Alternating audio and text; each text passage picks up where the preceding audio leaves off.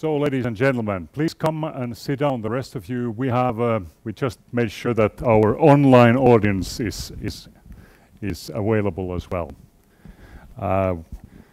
So, first of all, happy International Fact-Checking Day. This is a tradition 8 years old. We are turning 10 years old, and it's actually more or less a coincidence that this came together. But when we were launching 10 years ago, on April Fool's Day, actually, and compensating with the international fact-checking, say we were actually able to make the difference at the time, and let's say, shouldn't it be the 2nd of April on the International Day as well, to underline that we only want to have it once a year when there's internet is full of nonsense and all that. Unfortunately, we haven't succeeded on that one. None of us, but we are all working on it, and we will hear some of the efforts on this one today from our 10 years, but mostly certainly looking forward. We don't have time to just go back on time. Times are going so fast, so I will have a very quick 5 minutes roundup on the Faktabaari first 10 years, but let's focus on the future. So, first of all, yes, my name is Mikko Salo. I'm the founder to Faktabaari, one of the original team, and have kept it going on until now with a lot of new people coming on board, and I will present you them a little bit afterwards. And many of you who are here, I'm so happy have contributed in big time. But before going to that one, couple of practicalities. International Fact-Checking Day. Credits for this event is actually to one of the EU Commission program that enables us to organize this type of events. We applied a couple of years ago to Immune to Infodemics program, where we are four different participants, and we are all entitled to organize a couple of bigger events to try to gather and keep up the momentum for tackling information disorders. And we have a common methodology in making, but most of all it's like joining people after the COVID times and trying to make most of it for the common good.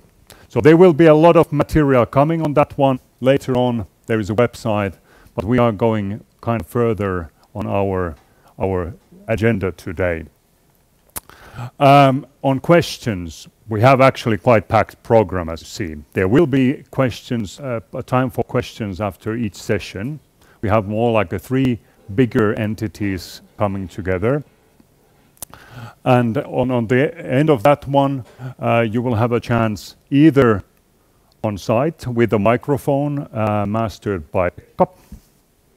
So just wave to Pekka, and Pekka will take the microphone to you. Or online, as this is streamed via YouTube, so there is a chat function that is taken care of by Esa, and Esa tries to pick up then some stories on that one and pose the questions as they arrive. Then we have plenty of time afterwards when we actually cut the program from you, our friends from abroad, and join for democracy drinks here. Please have your own private democracy drink somewhere there, but at 5 o'clock we close and go for the networking part here. We have actually then breaks. We are just like changing a gear here. There will be at least one game break. You will have a chance to test our "Can you recognize AI" picture while having coffee. We are very efficient here. But there are coffee served all the time here, and then at 5 o'clock there is then some sparkling, some bubbles, and also something light salted pies to get us in the good mood. If you want to interact online, we have reserved 2 basically hashtags for that one. One is Tue Faktabaaria. That's the campaign. that you might have actually seen at Yle last week with how to say information strikes, tietoisku in Finnish, and that's a kind of a Finnish-speaking campaign. And then for the international audience, we have put Faktabaari 10, easy to remember. But perhaps we go further. I will present then the program as it goes as well. The program all the time you can find with the QR code there. So just to time me as well. I have a Pekka helping me as well, just to keep us in the rhythm. But you can also always see what's coming next with that QR code. So I think we make now the move and have the 5 to 10 minutes for the Faktabaari history. But let's start with the video, if Esa you can play it, that was running on Yle, where we try to raise attention and support for our cause. Sodat, vaalit, ilmastokriisi, pandemiat. Uutiset ja valheellinen keskustelu muokkaavat ajatuksiamme ja ovat paremman maailman tiellä. Nyt tarvitsen apuasi, jotta voimme työskennellä faktojen puolesta. Pysähdy, harkitse, tarkista. Tue Faktabaaria. So that was the 20 seconds that we were allowed by Yle to get our message across. I hope we try to catch the phrase where we have summoned our knowledge at the moment, what we can do as an NGO to go for this stop, think, check approach. As we know, this is the mindset we need online. I mean, desperately, because everything in the social media is just going faster, not stopping, going intuitively. So we are, so to say, a counter movement from that type of things. But how did we end up there? It's a story from 2014, when we start as a more like a classical fact-checking efforts, and then we ended up, this Helsingin Sanomat made a story 10 years ago on us. And then how did we end up actually keeping the algorithms accountable? That is the recent project that we are now doing with, and Pipsa and Guillaume are going to talk about it. So there has been a lot in between, and I'm not going to repeat them all, but I give you a bit of a glimpses of the stories. Of course, we have arches. We are transparent and trackable, so you can see that what these guys have been doing. And then in the middle, the screen with a stop, think, and check. That's the first page of our game that we initiated on this AI world. That especially we will talk about with the Jevin and with the Kari in the latter part. So the first part was really, I will summarize it in three phases. The first part was fact checking. I mean, we pretty much see what was going on globally, and as there was nothing like that going on in Finland, we saw that with a group of people that this could be, we could complement the election debate by just taking the politicians' account to the words. Still a super important function, as we know. I mean, we never should kind of give up on that one. But lately, and actually since 6 or 7 years, we have tried to get the kind of the media houses to do their parts, because this should be like a no-brainer. This is pretty classical things. They are doing it to some extent, that's not about it, but in a part of an international fact-checking network, because there is a plenty of wealth of cooperation on very good ideas flowing all around, but somehow it has ended up that it's practically been Faktabaari who has been keeping us in these circles for 10 years. Anyway, so we started with a pretty classical fact-checking. We were actually, now that we are celebrating the International Fact-Checking Day, we were one of the initiators of the Code of Practice on Code of Principles for Fact-Checking. And so that has actually been a very important piece of things. That's like the code, like how to keep fact-checking legitimate, transparent, and the transparency is the only thing on that one. So we were one of the first ones to get it really started on the global level. So that's why it's nice to celebrate it within this type of context. Then we actually, that was the first election thing. Then in the second one, we went with the journalism schools, especially from the Haga area, and we trained them, and my colleagues who were journalists, like, went to them and initiated it back. It kind of turned out that that wasn't the mainstream. It was not that it was not done, but really it was like something, okay, let's get back to the basics, and we were able to kind of build it into curricula. Then we had a kind of really a crowd session. This is actually in Päivälehden Museo. Faktabaari opens up a new guide, so we published our principles, how we are doing it, and went to the crowds, and we were like actually downstairs here, 30, 40 people like that, brainstorming what we could do with that. So this was a really kind of laboratory work. But as things were really getting rougher on that one and more complicated, then we quite early on, so actually 2017, partially inspired the Norwegians, but mostly then started to cooperate when that what would be the real model. And that's what we will have actually Morten explaining us a little bit, and we have a 1-minute video that they presented, summarizing their approach. But basically that was then the big media houses putting their acts together for fact checking and build up together an idea. But that was 2017, so we saw that alone we are not able to do this. We organized then a couple of issues like we gathered people online to follow the presidential debates, and with some, actually this is in Tiedekulma, with some researchers and trying to spot it on. And it was kind of getting attention to the accuracy of the statements, especially the big statement that's where in type. The next phase started more or less like 2017, 2018. It started with the famous call that I actually made to Kari. Kari, where are you? So I was just actually calling. My kids were actually at Kari school, and I've heard that Kari was really interested on the topic. So I called that, Kari, we are kind of trying to make the fact-checking somehow work, and we think that it's more the method that is important there, and I mean how to mainstream that one. And then I was just like calling it, are you interested in doing something on the educational side of it? Yes, and that's how simple it was actually, and that's how it really got started, and ever since that been going on and all that.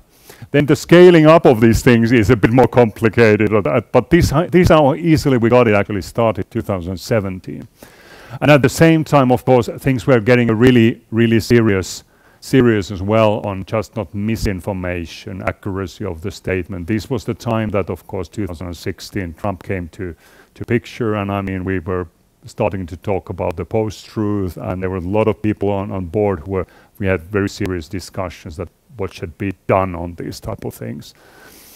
So, but the literacy part, we kind of understand that's supposed to be the Finnish strength, and we should like boost that one and make it stronger. And ever since, I mean, there's been all kinds of initiatives around that one, and it has turned pretty successful, and also gathered a wealth of interest globally. And I mean, to be honest, we are a little bit bored with Kari just saying that everybody's doing exactly the things like we are doing. They should, but that's unfortunately not even the case in Finland. So we have called the bluff off for many times, but there are very precious things that we have in Finland that are very important assets, and I think Kari can mention more about that one. And so we are still, thanks to this type of approaches, a bit more on the preventive things compared perhaps with our US colleagues. It depends a lot where you are coming from, but the literacy has been our, let's say, the kind of biggest focus point as such ever since.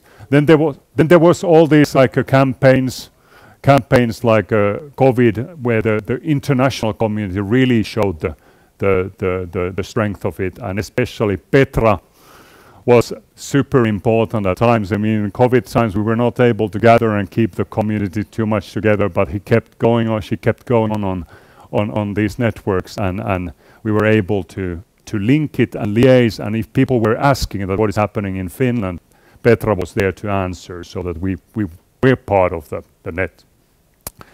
Then the third and let's say until now the ongoing phase started more or less like 21. And where there the Nordis actually played a big role, because we were not anymore too much alone. We had our Nordic colleagues from Denmark, Sweden and Norway. We had contacts to Iceland as well, but there is unfortunately no fact-checking service there. And then the respective universities that were interested on the topic, and we put together Nordis, Nordic Observatory for Information Disorders. And Nordis was part of the EDMO, that was the kind of European network. And that really gave us the kind of a very good framework and a bit of funding, of course, like that we could at least sustain a little bit the network and bringing these communities together. And there we got a very important then support, because Nordis was like a 75% funded, and I mean we are a poor NGO with no let's say funding base. Then we were able to get Sitra on board for that one, and Sitra came to kind of came with the remaining 25% and the wealth of interesting studies and work on this topic. So that's where we started our cooperation. Ever since we have tried to kind of keep the debate on where the European fact-checking going on, but then we have really developed further our forum function, for example with the VESA, who has been running the Aalto University, so to say the troll course. VESA, are you here? Here we go. So we kind of joined our efforts. That's why ESA was doing it for the students. I mean, let's put it online. And now it's a second time in the year we are kind of broadcasting it also through our channels and giving it a little bit like a bigger community as well. And then we have tested all kinds of things, I think. But when it really comes to kind of true laboratory work, I think that started like 2 years ago, when we started to talk with the Guillaume there. We actually met in a European conference, and Guillaume is actually Helsinki based, but the French citizens, and we were like, and once again, I mean, actually our kids are in the same school. This is how Finland works. So we're like, oh, we should do something together and on that one. And then we took all their technical expertise that he will talk about it, and our interest on what is genuine, what is really happening in online environment. And then we came to the Crossover Finland project, also called as a Digital Election Watch. You will hear later.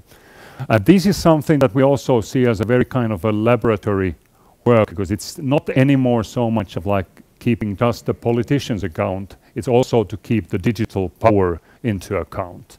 And as some of you have seen, I have had now occasion to talk about with Helsingin Sanomat, then their effort towards us, that they probably invited me to have a blog on Helsingin Sanomat to every once in a while make our work public, even if they want just my opinions, but I of course use the channel for the benefit of Faktabaari.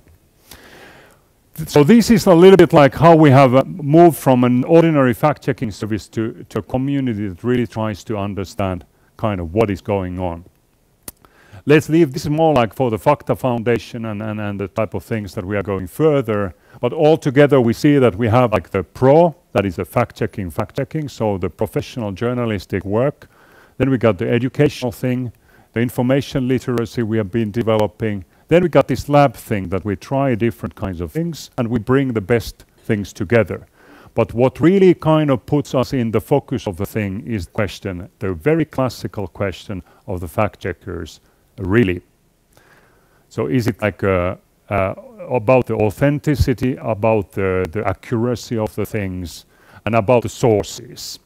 And this is something that unites all these approaches. So we try to really understand, go to the bottom of the things. And there we have a lot of things, of course, in common with many different stakeholders. And perhaps in this stage, I could just like, if all the people who have worked or are working for the Faktabaari or in the board could just stand up, because I hate to be here all by myself and taking the credit of it all. But there is a big group of people who have contributed. Petra as well. I mean, come on, I'm so modest. I mean, yeah. Anyway, so these type of people have been working for a long time, and with the support of many of you who don't obviously want to take the credit that you deserve.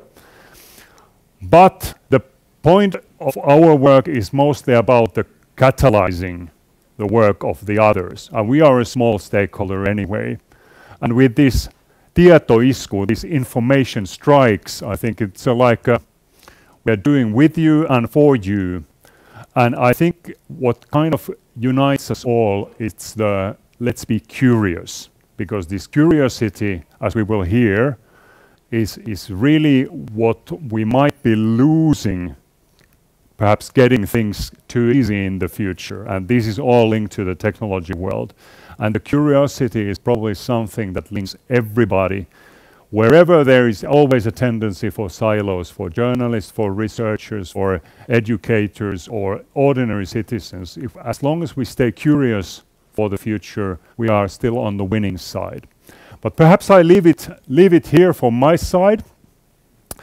And we try to connect next to Norway, to our very good partner, Faktisk, that might be introduced perhaps with a video that they made for us. But let's go for the short version of the video, so you explain why we are so jealous to Norway. Thank you.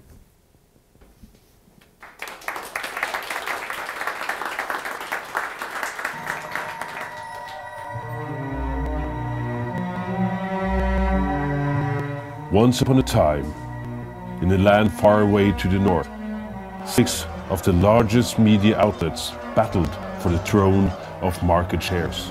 But then, a bigger threat entered the public discourse. Trolls and fake news swept the land, dividing and conquering everyone's harmonic newsfeed. When everything seemed to be at its darkest, the 6 media rivals came together to fight the evil trolls.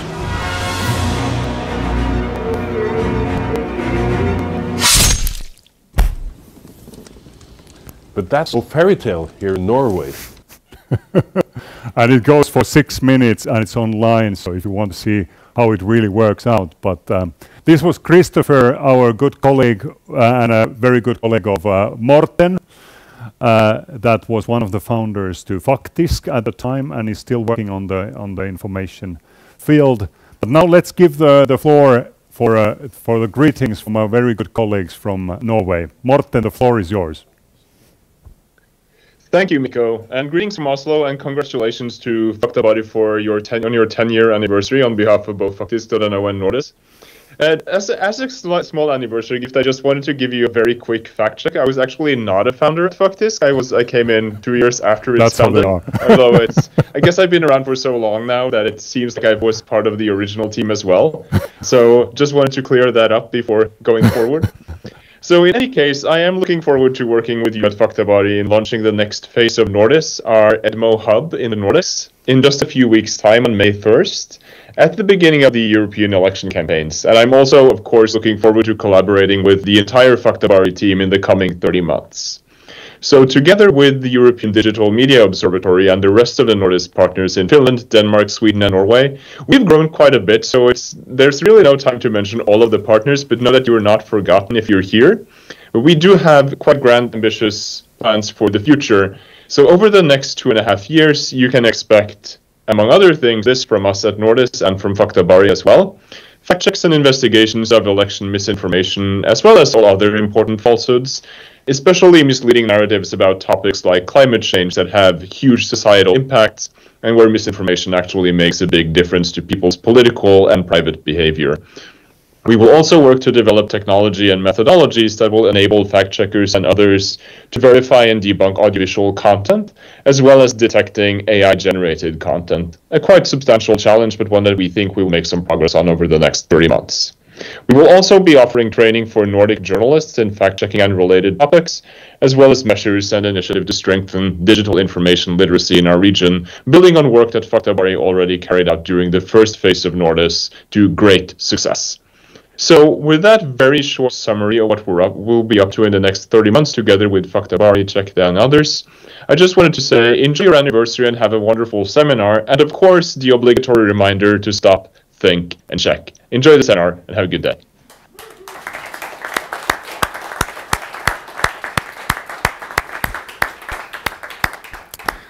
Thank you, Morten. Thank you very much. I mean, during the, let's say, Easter break, if I understand, we really much appreciate it. And as said, Morten's colleague has been here previously, so as another speaker, we will hear from later from Denmark addressing us, because the Nordic countries still give us a very good benchmark on these type of things. It's all trust-based societies, and that's why the Nordis is a really good potential for Faktabaari, but as we want to believe for the whole community of journalists, researchers and media literacy experts that it kind of ambitiously tries to bring together. It doesn't have huge resources to do anything on big scale, but it's already the kind of forum spirit trying to get people together and not to go further on these issues. So let's go further and to the real topic of today. We are very, very privileged to have a seminar that goes to the core of the things. So we are talking about today about the artificial intelligence, especially the generative AI. We are talking about the social media platforms, and we are talking about the elections. And we do that with our colleagues and good friends from the US and from the University of Washington Center for an Informed Public. I was invited, and me and Kari were invited to Washington, to Seattle a year ago, and where we get to learn about their work. And that was very particular. We have had contact since the 10 years through the International Fact-Checking Service, but this was really like going home in a way, that a very comprehensive approach, and where the focus was really the people, the citizens. And perhaps we will introduce you, Jevin, and you can present yourself, but perhaps we make a 2 minutes video for what the Center for Informed Public is doing. And after Jevin, we have like the big picture of what is going on in Finland. Then we have the second session with Pipsa and Guillaume going for the Digital Election Watch, and then we go for the Kari and our information literacy approaches. And there will be the interchange, so that whereas Jevin is now talking, and we got the colleagues then here from the University of Helsinki and Faktabaari commenting on that one. Then on the latter parts we can change, so and then we can Jevin can comment also the efforts we are doing. Because with the Jevin we were yesterday having, of course, the obligatory mammi, and then a good swim at Alla Sea Pool, and with very good discussions, and we kind of understand that actually once again there is a very interesting parallels that we can kind of repeat on that one. But before giving the floor to Jevin, perhaps we got the 2 minutes video, and then you know what the Center for an Informed Public is all about. We never thought possible. From launching worldwide movements to forging personal relationships across continents and cultures. But even as the information age has connected us, it has also sown unmistakable division. Liberal media elite? When I hear, wait a minute. This is ridiculous. And he just got in the face. Because when seeing is no longer believing, everything we're taught in school is belief-based. We've been lied to our entire lives. And reality itself can be skewed en masse. We lose the shared understanding of the world that's essential to a functioning society. No justice! Addressing these challenges will take more than simple solutions and siloed perspectives. That's why we started the Center for an Informed Public. Building from more than 150 years of innovation and public service at the University of Washington, we're uniting researchers and practitioners, academia and industry, governments and local communities around one of the most pressing issues of our time: Our aim is to rebuild common ground, restore public trust, and reignite discourse. Join us in restoring trust in information and each other.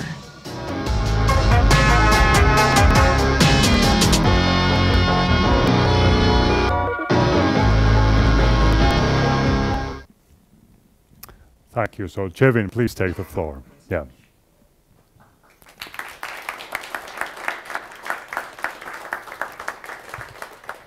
Perfect. All right. Well, thank you very much. That's an older video. That was 2019, and a lot of those same themes, of course, hold today. But there's a lot of old technology. I need to update that video. There's a lot of new stuff that's happening about every day. So first of all, congratulations to. Oh.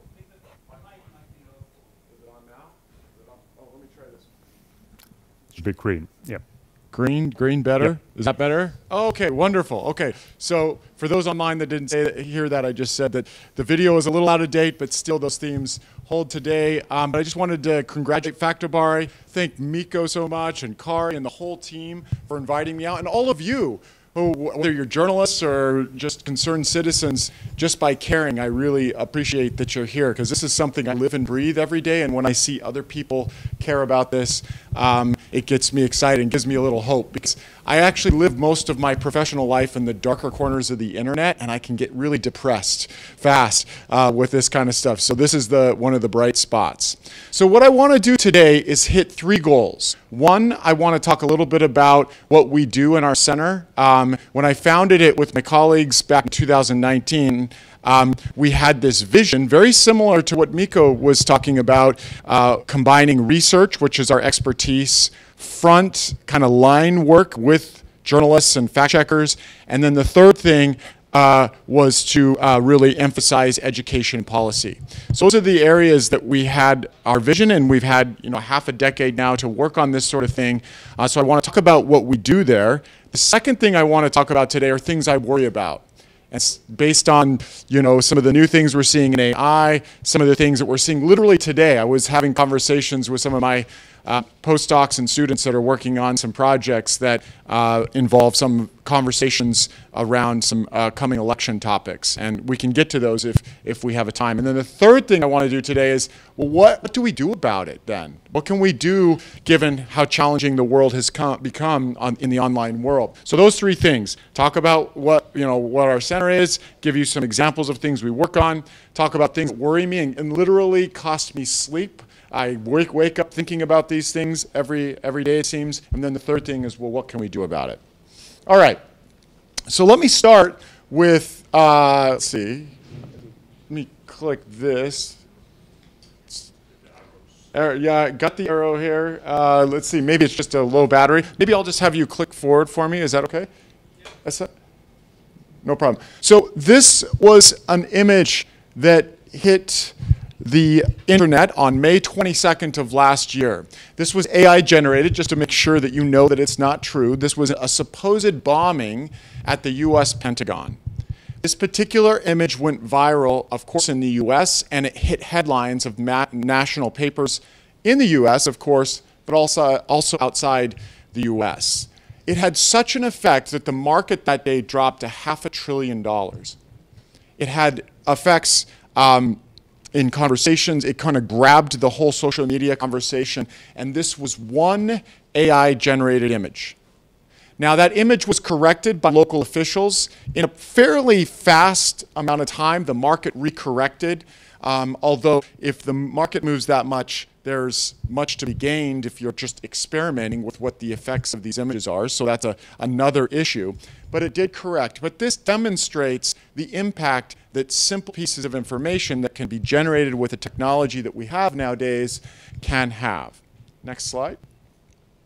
And of course, this can cost us money. Some of you may have heard of this story. I have infinite numbers of stories of ways in which AI-generated content is causing problems. It was hard without all this synthetic media, and now the problems become even harder. But that money has not been recovered, and this will continue. And by the way, this is $25 million, but it's not the kind of concern that I have, next slide, for when it comes to health. So we've been working a lot in the medical misinformation space, and we've been working with organizations in the United States, national organizations that deal with health. So this is the American Emergency Physician Organization, looking at ways in which we can try to mitigate the spread of misinformation, and this concerns me. Now, next slide. The next thing that really concerns me, I guess maybe one more click ahead. Maybe my text is missing there. Oh, you can go back. Maybe the text got cut off. You can go back to that. You can't see the text here, but this is, the thing I'm really concerned about, of course, this year, because this is the election year for the world, is dealing with the election misinformation that's existing all across the world. And I'll talk about that for some of the examples later in the presentation. Next slide. As I mentioned, most of my research time is spent in the darker corners of the internet, looking at the ways in which rumors arise and how they spread. So much of what we do is develop techniques for trying to understand the broader narratives and how they connect to other parts of the world and other parts of the internet. We look across platforms. We study these dynamics because we hope to learn on how those things repeat themselves and try to come up with ways of trying to mitigate the most awful types of spreading rumors. In our center, we have around 40 to 50 people now of postdocs, research scientists, faculty, students. We work with journalists, et cetera, and we have all sorts of partnerships across the United States on this effort. But it's one in which we really require expertise across disciplines, from psychology to computer science to legal expertise. And so we've really put a lot of effort into bringing expertise from across the disciplines. Next slide. So we have this center. It was formed in 2019. It was funded by the Knight Foundation, and most of our funding comes from philanthropic organizations, but also we get funding from the National Science Foundation and other federal organizations. Although that's becoming more and more difficult in the United States given the current political climate. Next slide.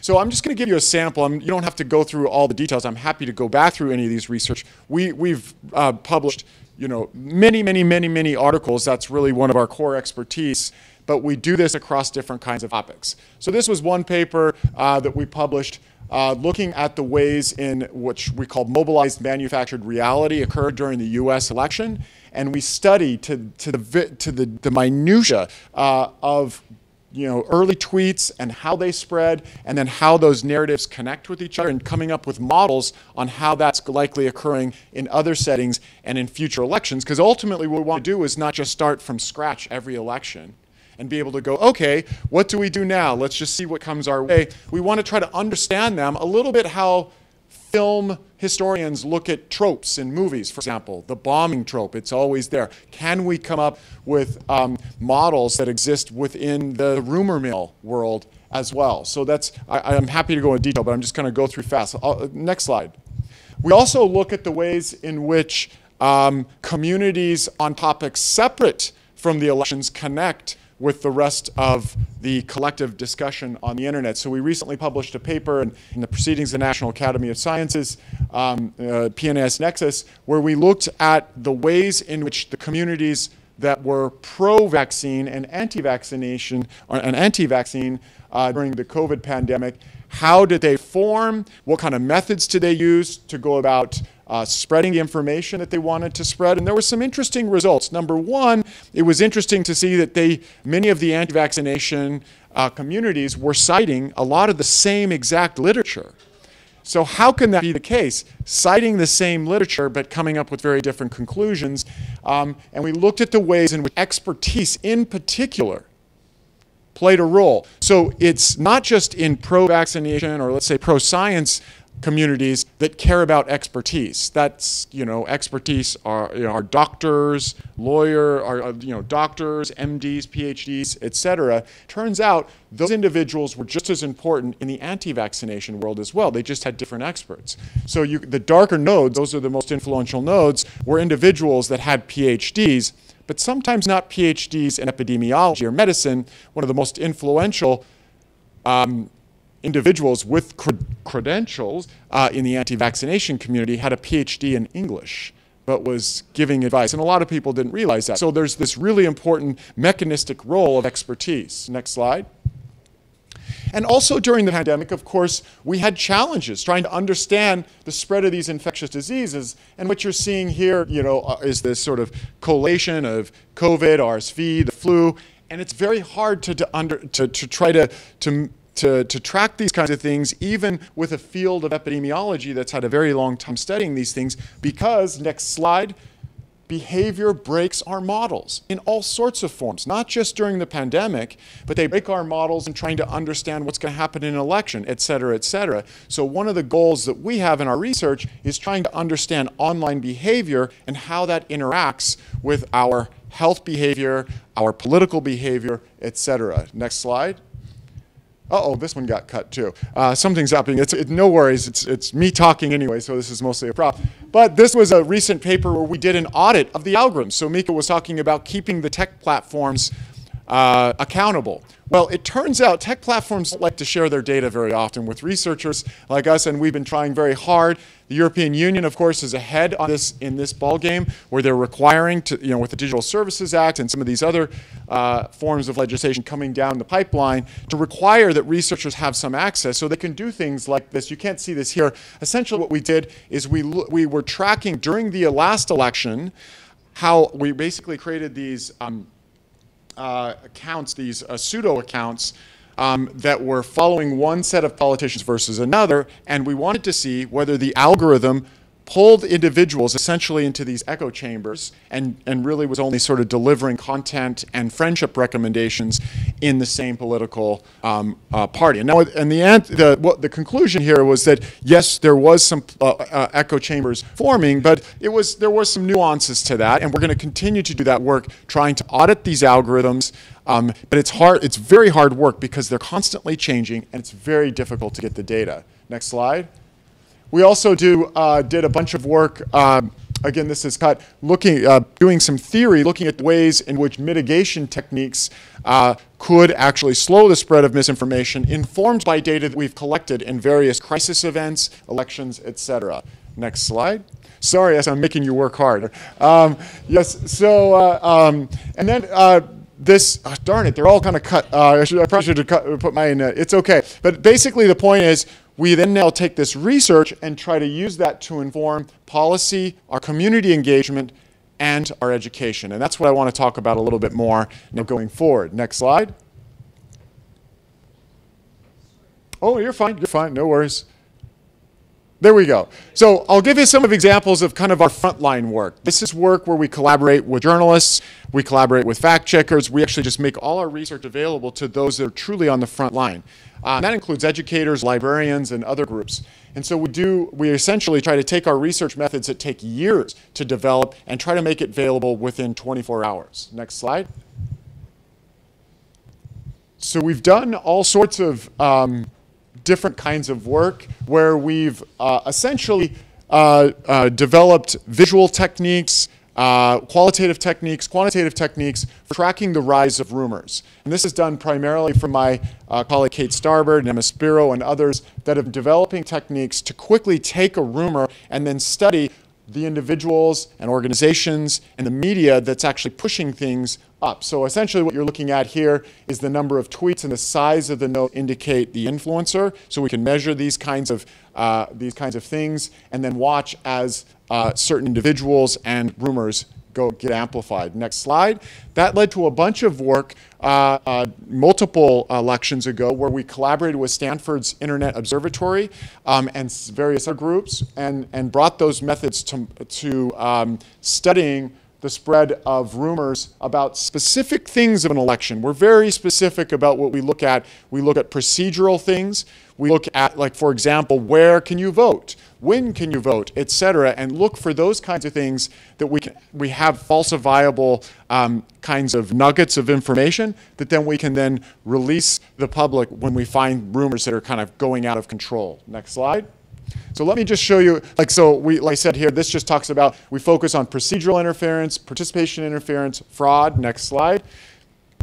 And then these are different organizations that we make we make all of our data, our analysis, our code, our methods fully available to any of these groups. But these are groups that have shown the most interest in working on this election integrity partnership. We have government agencies that will, take our data and research. We have civil societies, platforms, media, etc. And then the idea is to help coordinate among those. We don't make the decisions on whether a platform takes something down or tags it or whatever.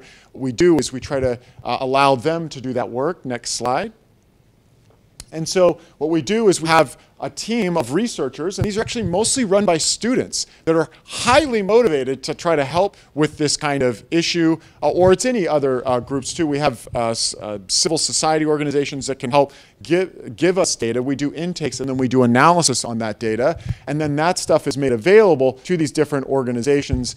Journalists can then report on it, and then what we would do once a week, and we're going to do this again during the upcoming US election, we then have weekly and sometimes bi-weekly meetings for journalists saying, here's what we're seeing in our research, and then they can go about reporting on it. Because we want the journalists reporting on it. We're not the ones, we don't want to put any sort of op-ed or any sort of interpretation to that. We want the journalists to do that. We just want to do the data analysis work. Next slide.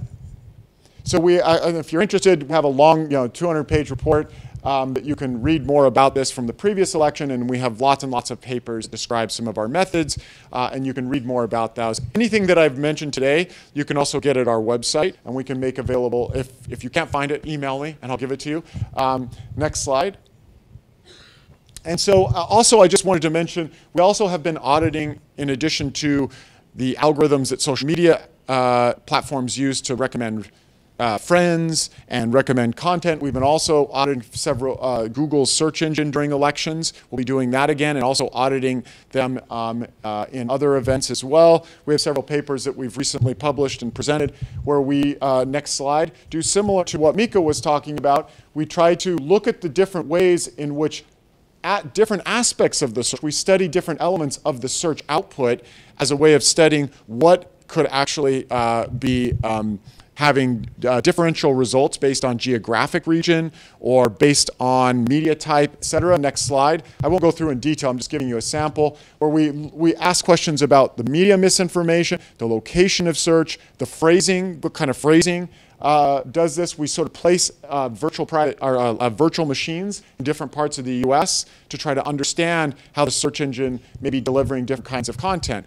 Now, the search engines can do that themselves, and maybe they do that, but again, we see researchers and Faktabaari as like that third party that can verify it. So I think it's in their best interest, and hopefully, if politicians continue to make progress on this, and they're even making some progress in the US on trying to give more and more access to researchers. There was a major set of papers that came out where Facebook actually collaborated with some researchers, and some interesting results came out of what Facebook, I probably didn't want to also report all the things that kind of came out of that research, but I think that's what we have to do going forward. Next slide. And I'll just, I'm going to skip this. It's just like some of the key takeaways, but I want to keep going because I realize I have more content. Next slide.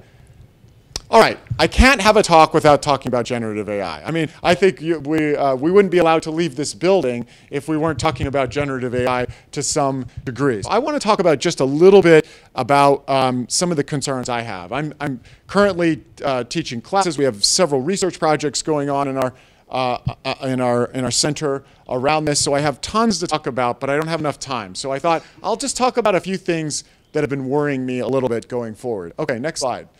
This got cut off a little bit too. But one of my first I have to give you a little bit of my own bias here. So my first encounter with generative AI, well, of course, I've been teaching classes in machine learning and AI more generally for many, many years, but the real sort of revolution that happened at the end of 2022 when ChatGPT came on the scene, this is my initial impression I had. So next slide. So I teach a class on, I hope it's okay to say this, bullshit. So I teach my students how to call it, how to spot it, how to call it, and this is a real principle in this field. This is a Wikipedia entry, so it's not fake. I have plenty of things I show in my presentations that are not real, but this is a real principle in BS studies. It's pretty simple. The principle says It's really easy to create bullshit. It's hard to clean it up. It's a very simple thing. So I wanted to ask one of the first large language model generators that came out at that time. This came from Meta. Next slide. Oh, you can't see it. It's called Galactica. I could connect my computer, might have, but it's okay. Well, we'll just keep going.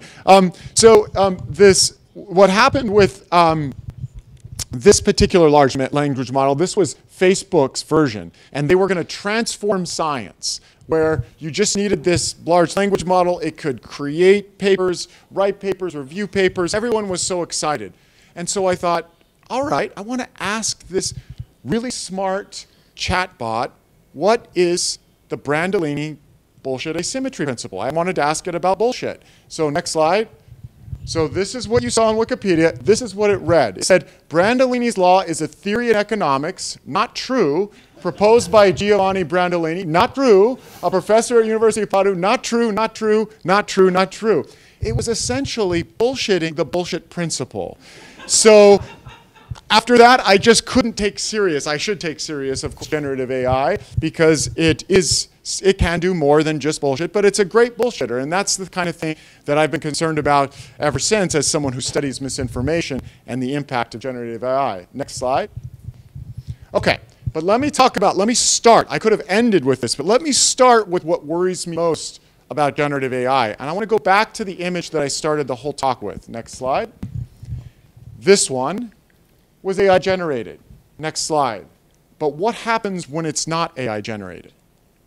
My big concern is that we're getting more and more content, like much of the internet. In fact, some people talk about the dead internet that's arriving, an internet of just fake information, of text, video, all sorts of things, that when we actually have a bombing or we actually have a crisis event, that people will be so desensitized, they'll think it's a deepfake.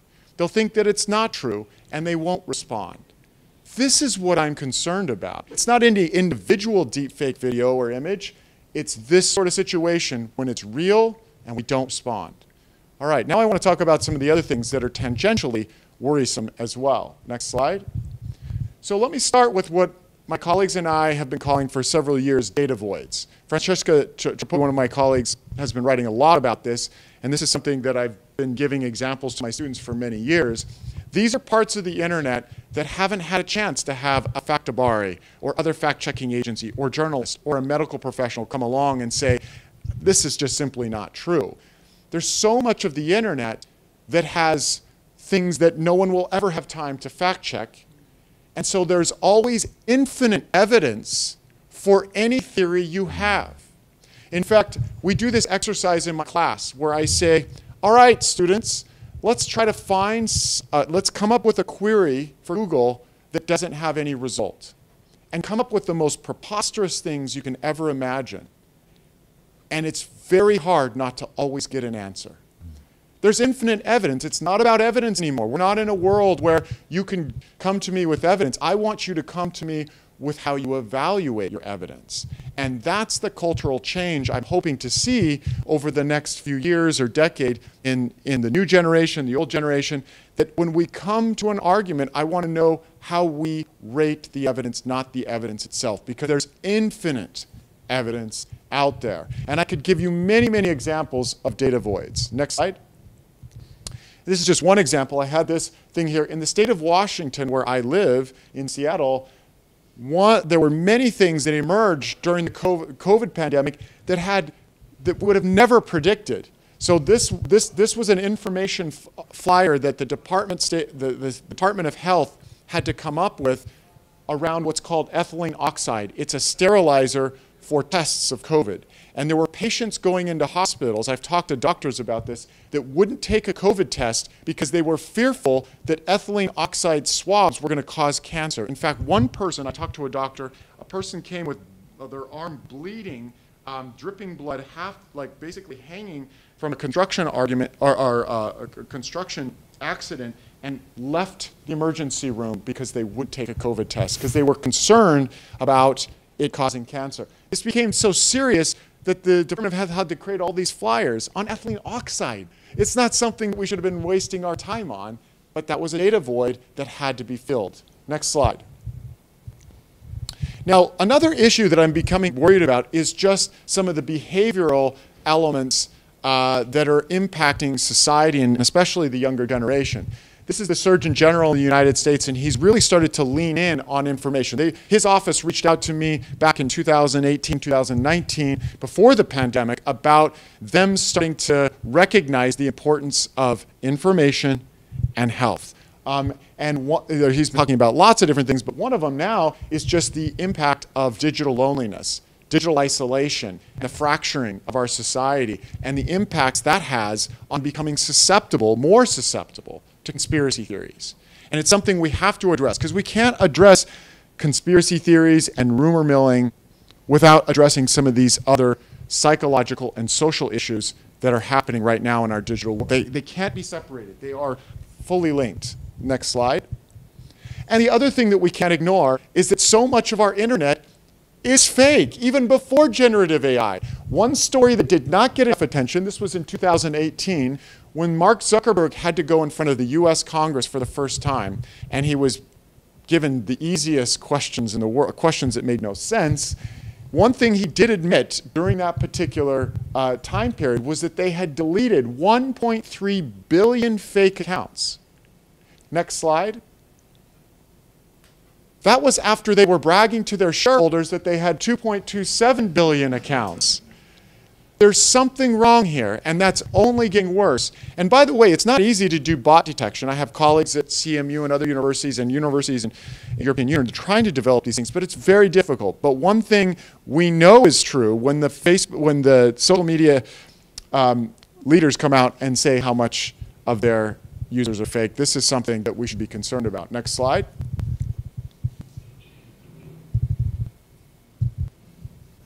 Oh, no worries. It's okay. I know you're doing so. You're going to get an extra tip afterwards. I'll give you the tip.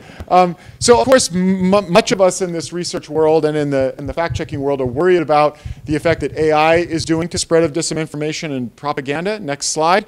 There's lots and lots to be worried about. So, do I have enough time to do a 2-minute video here? I can do a 2-minute. Do I have time to do this 2-minute? All right, let's go ahead and play this video. Now, what you're going to see with this video is the demonstration of how easy it is to push these disinformation campaigns now with ChatGPT, with all this generative AI. And please don't take these tools and employ them. Just watch them for a second, and then we'll stop after about a minute and a half, and then I'll get back to the lecture. Okay.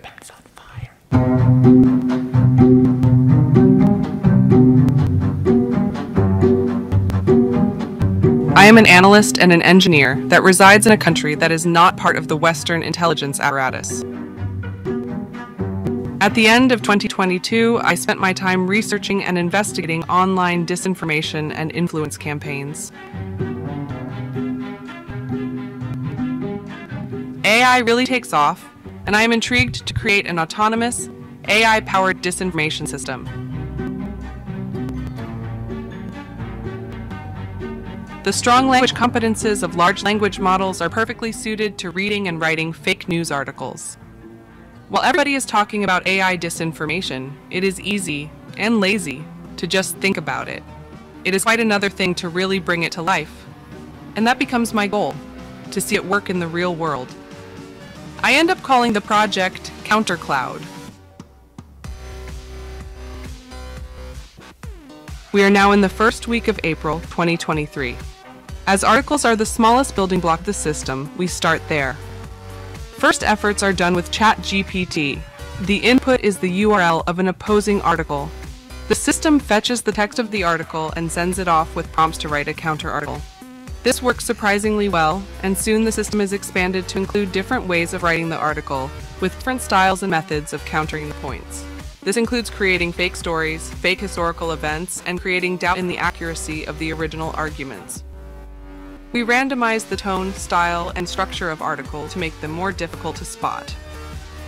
Support for non-English language was easy to create. A gatekeeper module is built which is used to decide if it's actually worthwhile to respond to the article at all. You'd want to argue the final score of a football match? By looking at the most likely location and the language of the article, fake journalists are created complete with names, bios, and photos. We include a sound clip of a newsreader reading the summary of the article. Recent accusations by a senior Russian MP, Vladimir Vasilyev, suggest that the Kiev government is behind several terrorist attacks in Russia. However, these claims lack evidence and seem to be part of a Where political possible, battle. we reuse the original article's photos, but if it is not usable due to text over the image, we create our own using AI image creation services. Later, we create fake comments randomly on some articles. We do it in moderation. Not all articles have sound, not all have comments, not all have pictures. The next step in the puzzle is to direct traffic to the site. It turns out that the same methodology can be used on social media. Please don't do this. The point of showing you this is just to show you how easy it is nowadays. And it's even easier. This is a year old now almost. It's almost exactly a year old, and actually some of the techniques are getting easier and easier. So the question is, do we fight fire with fire? Do we use some of the same techniques and same technologies to push back on this? And in earlier times, I would have said, no, we don't want to use those techniques just because those are the things that we're fighting against. But I don't know. I'm starting to get confused myself. So this is what we're facing. Next slide. Oh, sorry. No worries. So I'm going to mention a few new things that are coming out just in the last. I'm going to talk for another maybe 5 minutes, and then we can open it up for questions. But there's been some very interesting techniques that are being used to gather attention. Attention is money. It's also very effective at then pushing narratives and different propaganda. And one technique, for example, is the use of like obituaries. So essentially, there's these bots that we've been noticing in some of our work and research of my colleagues, looking at the ways in which things like obituaries are used to gather attention of people that didn't even die, or if they did die, it's just that they can generate so much attention around it that it pulls people's attention in one way. Next slide.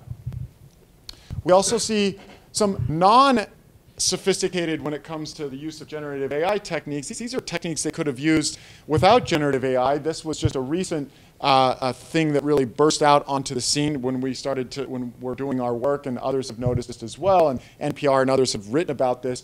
But the idea here is to use these cameos. So movie stars like Lindsay Lohan and others do these cameos. They give these little messages if you pay them $400 to say, "Happy birthday, Mom," or whatever. Well, they didn't realize that they were essentially reading messages that disinformation campaigners were trying to push in Moldova. So in this country, this Cameo app was being used to push misinformation and disinformation in ways that even Lindsay Lohan didn't know. And this wasn't even a deep fake. This was her actually speaking. So this is where it's going to continue to evolve, and we have to be aware of these. Next slide. And there was a recent analysis by this group at Princeton University that looked at the ways in which generative AI even tries to answer the simplest questions about voting. Long story short, they do very, very poorly. Even the most the most well-funded LLMs are failing miserably at the simple questions about voting. Next slide. And this one you can't see, but this is a story about billionaires. This is Bill Ackman and others who can't get their own image off of Facebook anymore, because their face, their likeness, their images are being used to create synthetic content to try to do fraud schemes on Facebook. And Facebook's trying their hardest to get off. And if a billionaire can't stop the spread of this, how are individual citizens going to be able to stop this? Next slide.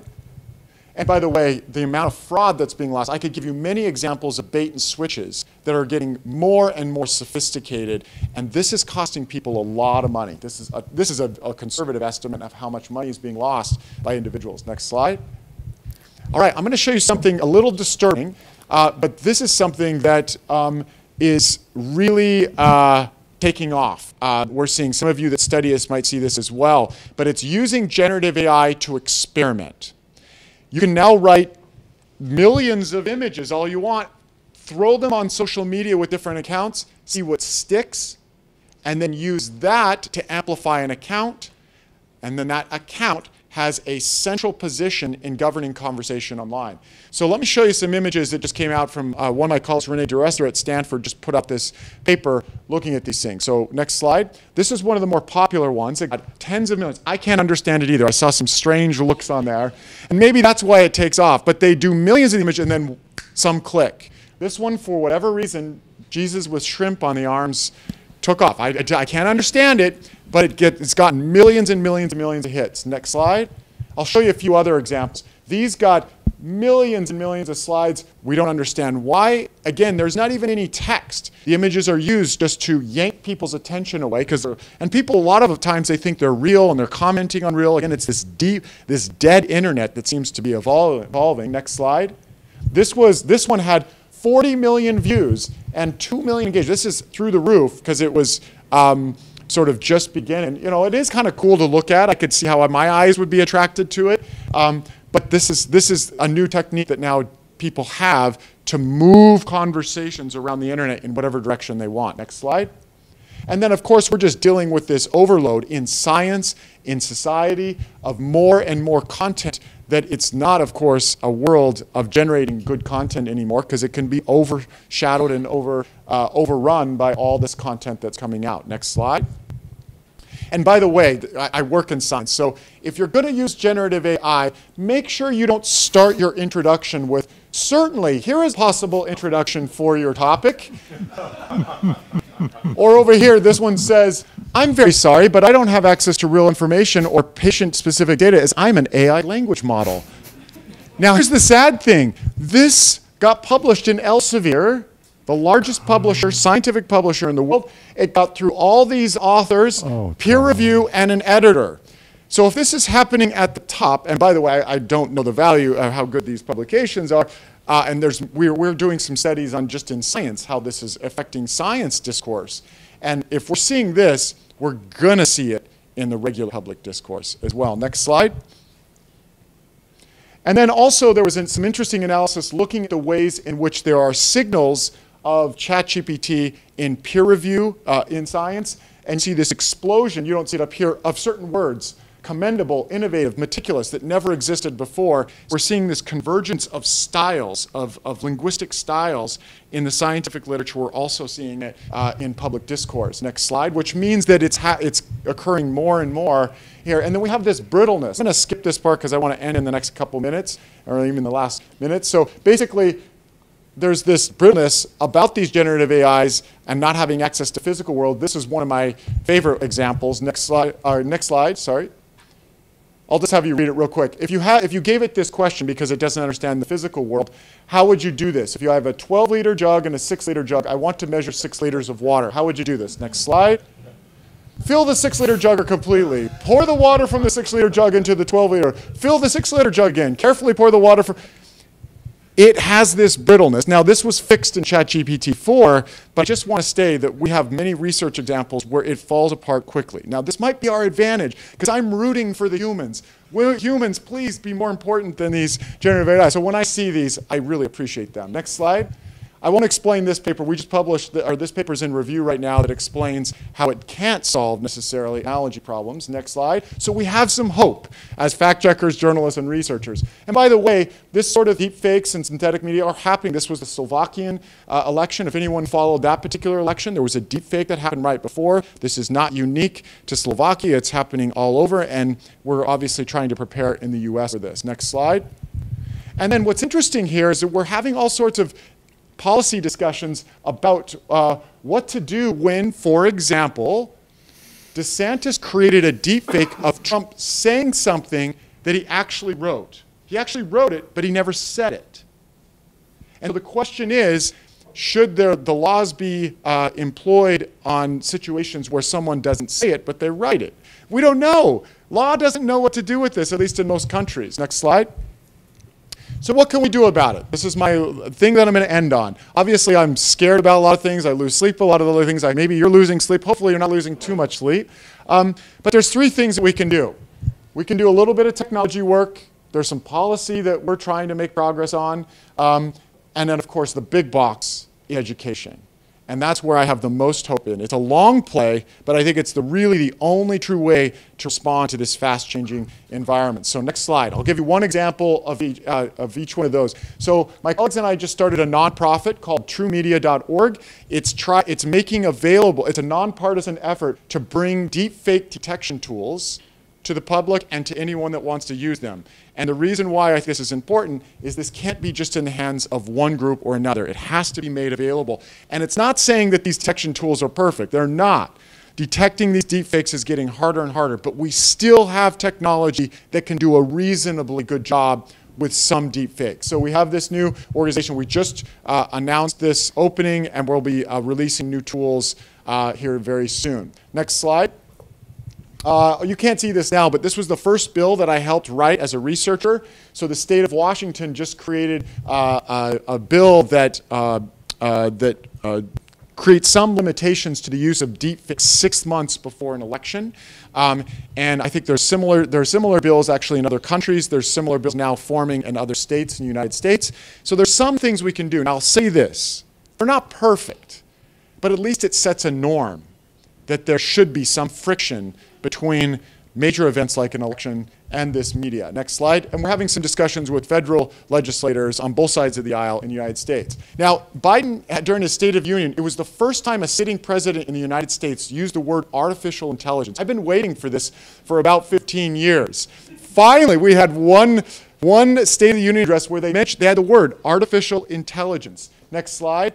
And there's a bill now that, and there's more and more activity and talk. That's at least what we want, is to have, it's not perfect, but there's more and more discussions now about what we can do. Europe, of course, you are all far ahead of us. And Finland's way ahead of us in terms of education and many other ways. So that's why I feel so honored to be here. Next slide.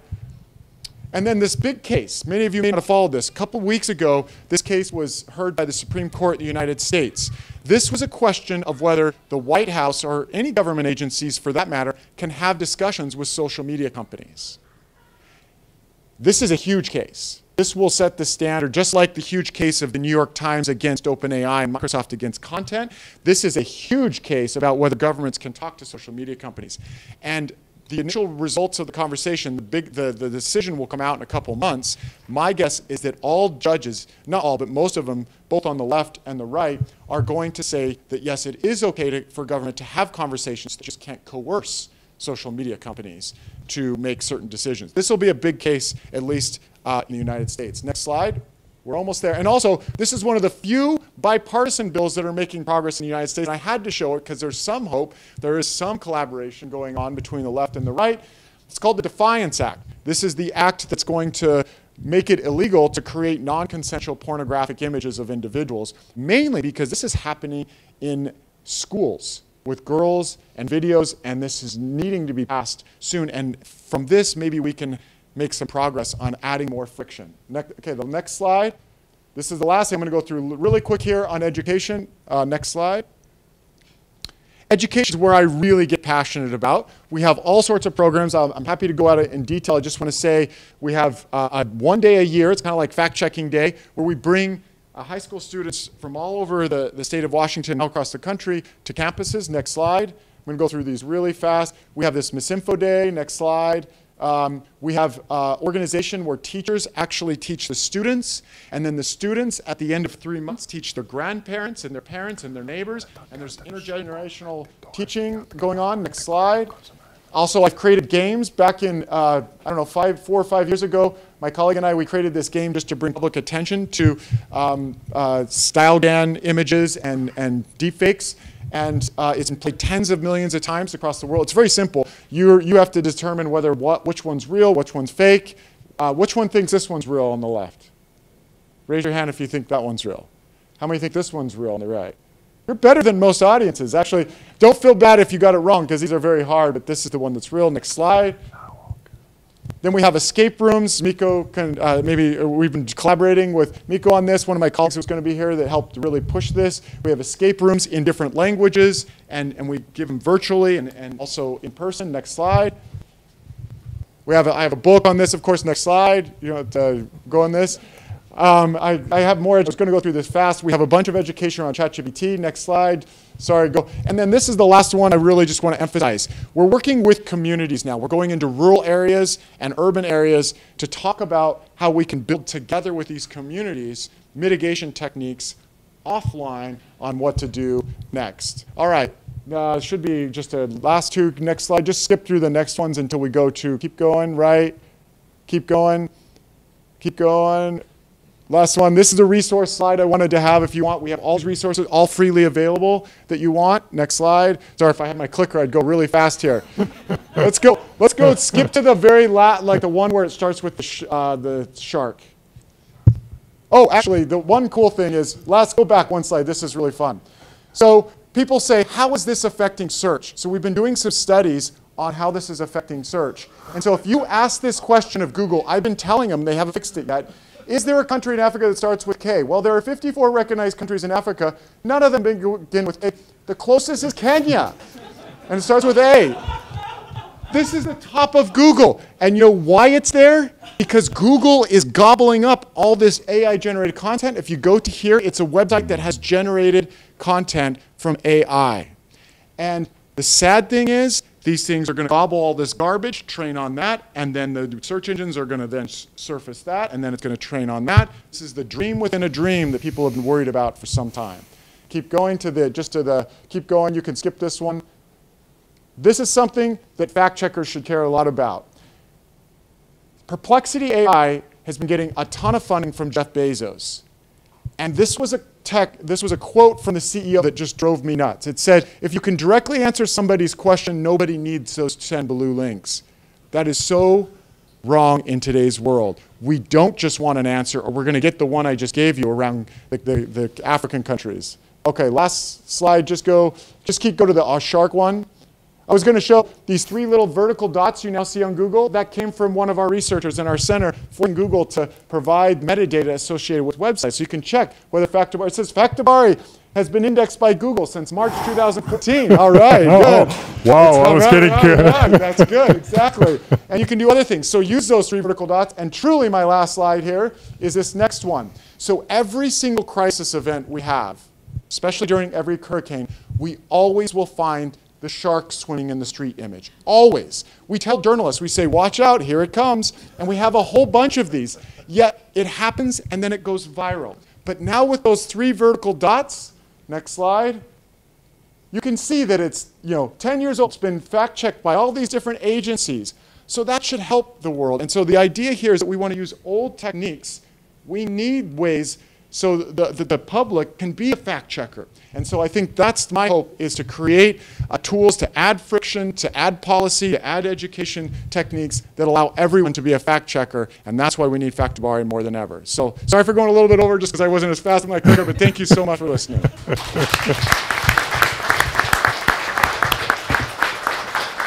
Please sit down. Teemu.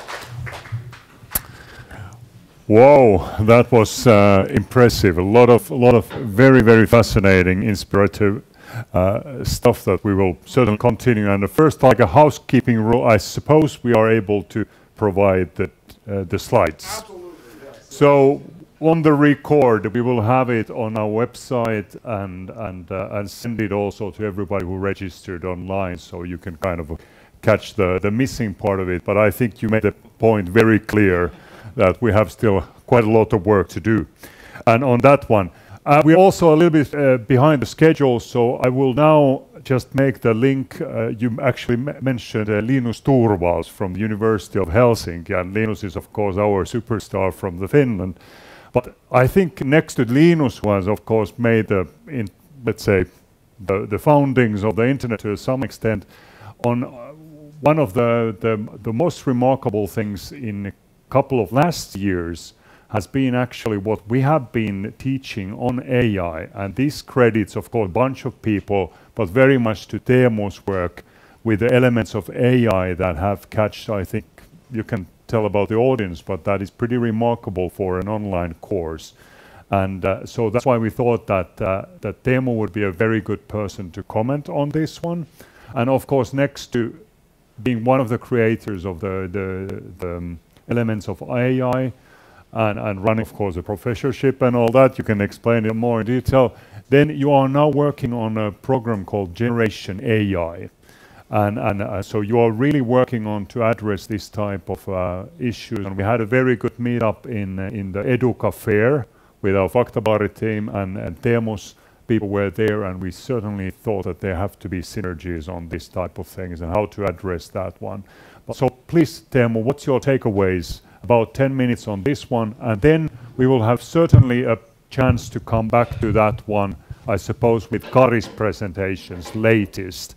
And then you made also references actually to the digital election watch that is going to be next. But now, Teemu, up to you. Thank you very much. No, okay, now it should be going. Try. I had it. There we go. Oh, that's this. Yep.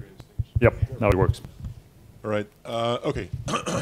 So thanks very much for giving me the mic and switching it on.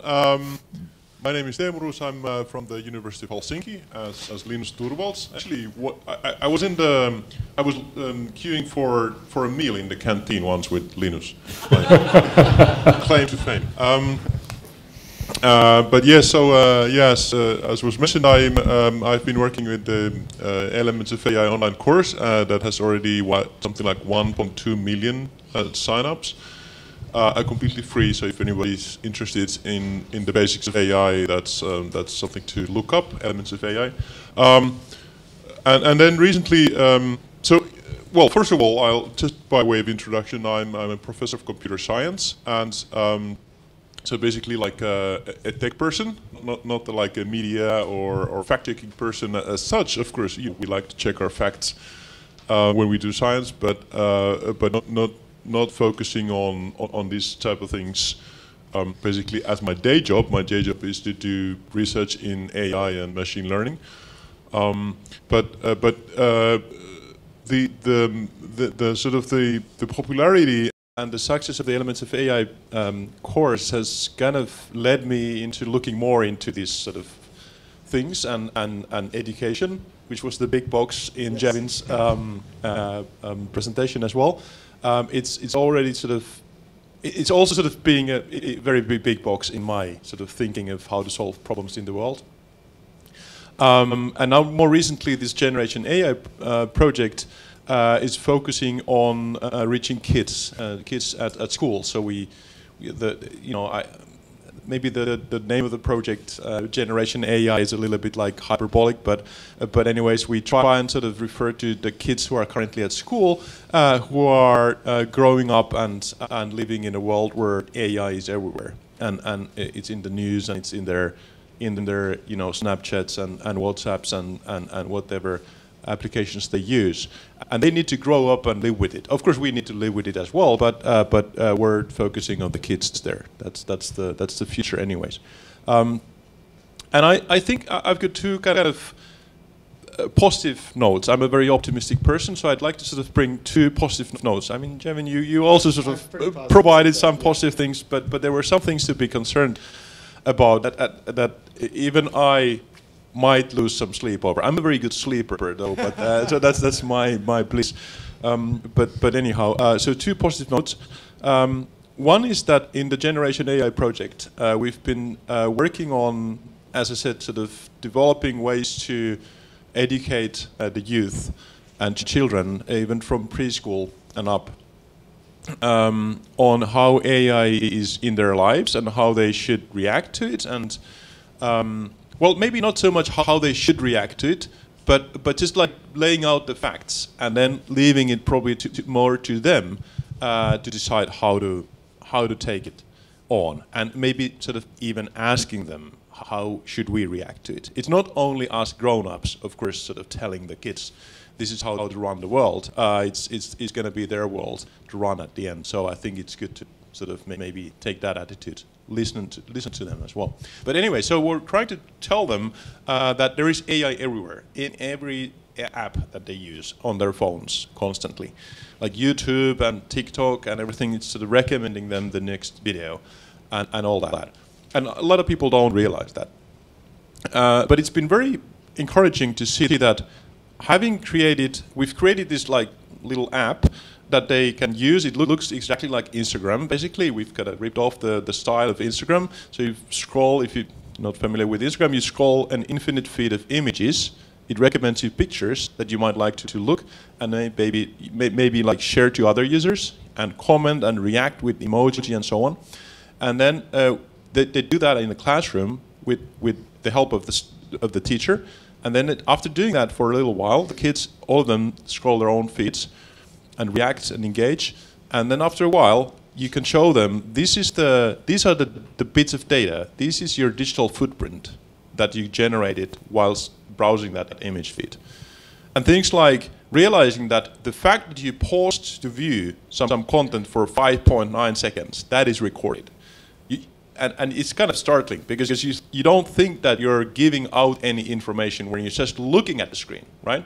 You're thinking that, okay, I at least have to push a button or click or swipe left or right, whatever, to make an imprint, leave a trace. But the fact that you're kind of slowing down your scrolling, even that is recorded. Okay, so the kids realize that, and then we're showing, okay, you can build this social network of different users, all the kids in the same classroom. You build a social network of similar behaviors, or let's say similar-minded students, and then they learn that, okay, now you can recommend to me content that I like just because a person liked something, and I have similar behavior with that other person.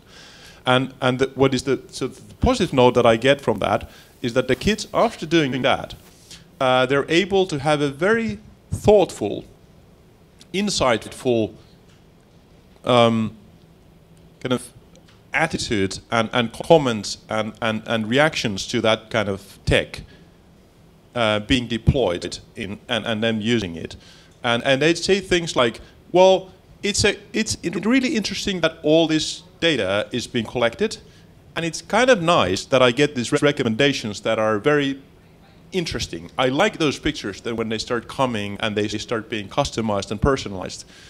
And then but then again, I'm not sure, like, I'm completely comfortable that's what they say. So that I'm not sure that I'm comfortable with all this data being tracked without basically my, let's say, at least not informed content. And then they say also, like, well, I can imagine that now ads are going to be customized, and I know that I've bought things out of a whim, just like, okay, that looks a really interesting, I don't know, gadget or game or whatnot. What would you end up buying online? And they'd say that I'm not comfortable with those ads being so persuasive that I end up maybe spending a bit more money, a bit more time, and whatever than I'd like. And these were 14-year-old kids, fifth graders, I guess they're 14-year-olds. And they were able to say things like that. Very balanced. They'd say, oh, it's a good thing that the content is customized, it's personalized, but it's a bad thing that it might affect my behaviors in ways that I'm not entirely comfortable with. And that's a positive note, that if you can demonstrate what are the principles behind, let's say, social media algorithms, then relatively young kids can very well balance the pros and the cons. And that's what I'd sort of like to also, again, return to that. We shouldn't only go and tell them, oh, this is how to behave, this is not what to do, you should be doing that. Do your homework, read books, blah, blah, grown-up advice. But we should also listen to them, because they have very balanced views. Yeah, I love this experiment. Hopefully have you published, because I want to read this and cite it, because I think it's a lovely way. It's under review, so let's see if we get sounds good. AI-generated reviews or okay, human yeah, ones. If it's AI-generated, yeah, either way. Hopefully you'll get them back. But the other thing I love about this, and potentially an opportunity of recognition for the students, is to realize the important role that they play in governing information in their social network too. So, like as you were saying already, that they're not just going by themselves into this digital desert and making some decisions and then returning back into offline. The decisions they make actually will impact them and the people that they're connected to and the people they're connected to, and that's why they really need to stop, think, and check before they go share. We have this kind of similar sticker we have in our center. We have think more, share less. If we would share a little bit less, because a lot of what we share is probably things that we're just doing on a whim, that if they understood how much data is being collected, how that's influencing other decisions, I think that was, so many positive things I'm caring, but that's the thing that really came to my mind too about in addition to what you said. Okay, and then, so another positive thing, before we return to all these like gloomy things, because they're also interesting, is that my hope, at least, let's say, my vision of how us as humankind, should and hopefully will react to this misinformation and deep fakes is by starting to ask more says who, right? So if the content itself is indistinguishable, so if fake content, you can't distinguish that from truthful content. So the videos, everything, you can't just look at it and say, well, that's fake because there's something fishy about it. Then of course I think the rational reaction is to say, well, if I can't trust the content, I should trust the source, right? And then we should hopefully sort of return more to the respected and sort of respectable media outlets, respectable and trustworthy individuals, rather than a random guy on the internet. But how do you see that? No, I think that's exactly right. It's so interesting. In the late 1990s, I remember sitting around campfires with my friends, philosophizing about this new the democratization of information, where we don't, almost don't even need sources because I can source it myself. The world is coming back to the world in which we absolutely need reputation systems. We need to be able to, like, what I'm paying for is someone else doing some of that work. And sure, there are some efforts being made to create watermarks at the hardware level and at the software level, but I don't think that's going to solve our issue because they're easy. Me neither. Exactly. They're not going to solve it. And so we really do need to say, I love the, say, says who. So it's the source that really matters now, and also the evaluation of that source. It's the kind of discussion that scientists have been having, for a long time when they talk about epistemology. How do I know what I know? It really comes from, there's these discussions about, well, it's not just about the content anymore, it's about where it's coming, and then, triaging and other things that we're sort of taught to do, and triangulating. So I think this is a really important point, that I think we're going back to that, and that also means that we need to invest in those organizations that are trustful, and so that comes from the public investment, that comes from government investment, et cetera. But I think this is the world we're moving into, which is different than what I would have thought of 2 decades ago. Thank you. That was all I had. I only say that I wish I had brought my copy of that. I have that book. I've read it. It's got kind of all sort of worse for wear. It's got a big coffee stain on the cover. But I should have brought it to get a signature, get it signed. Thank you so much. But maybe I'll have another opportunity later. But thanks. Thank you guys so much. I think this was exactly what we were up to. We can come back to these type of. Thank you.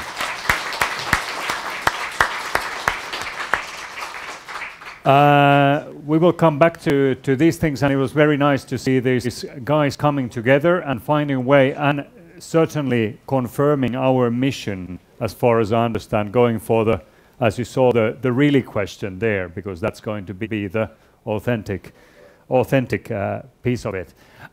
Just a small note, because I actually promised online. I don't know if there is anyone. Okay, there is no questions there.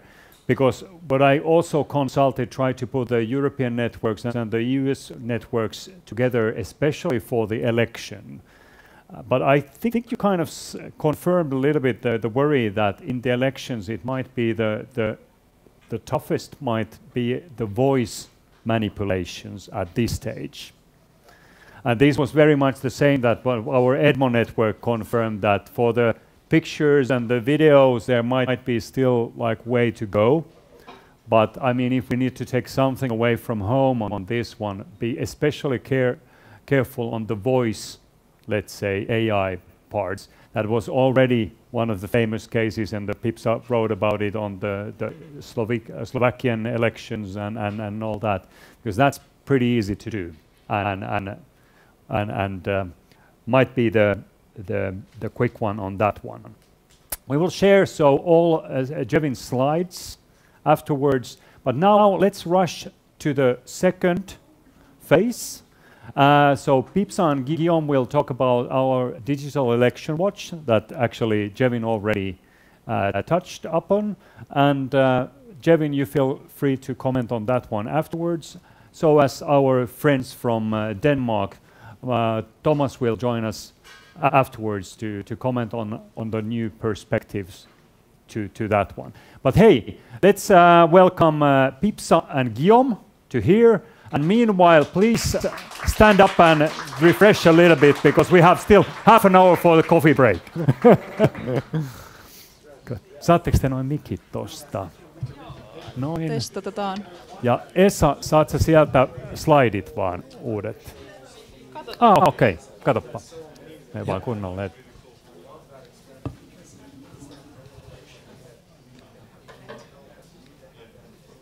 Vielä.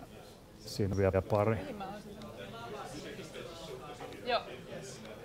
Tossa. Niin, tästä voitte aloittaa.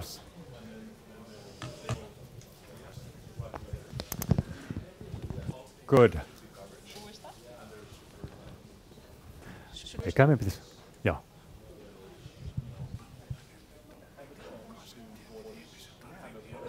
Joo. So, katsotaan kun ihminen saa kahvia, niin sitten istuu alas. Me saadaan vaan se Thomas sitten.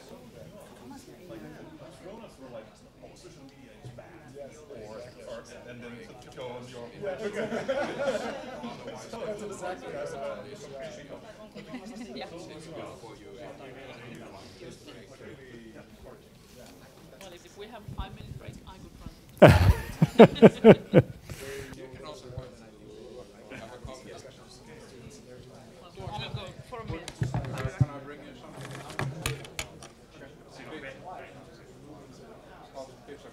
Ei tarvitse vaan juoksevaa vessaan, jos siinä ei ole jono, jos on jono.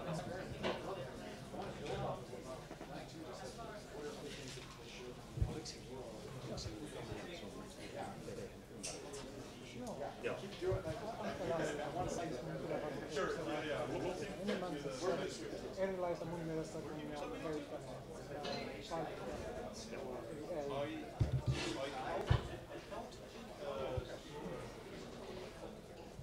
And for those watching online, it seems like we need a 5-minute break to take in everything that was said. So, see you in 5.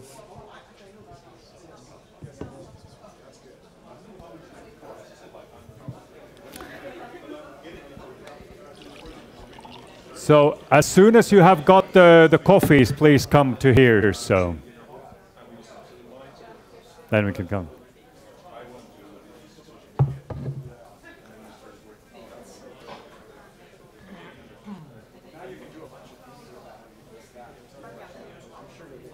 On tulossa vielä, ja.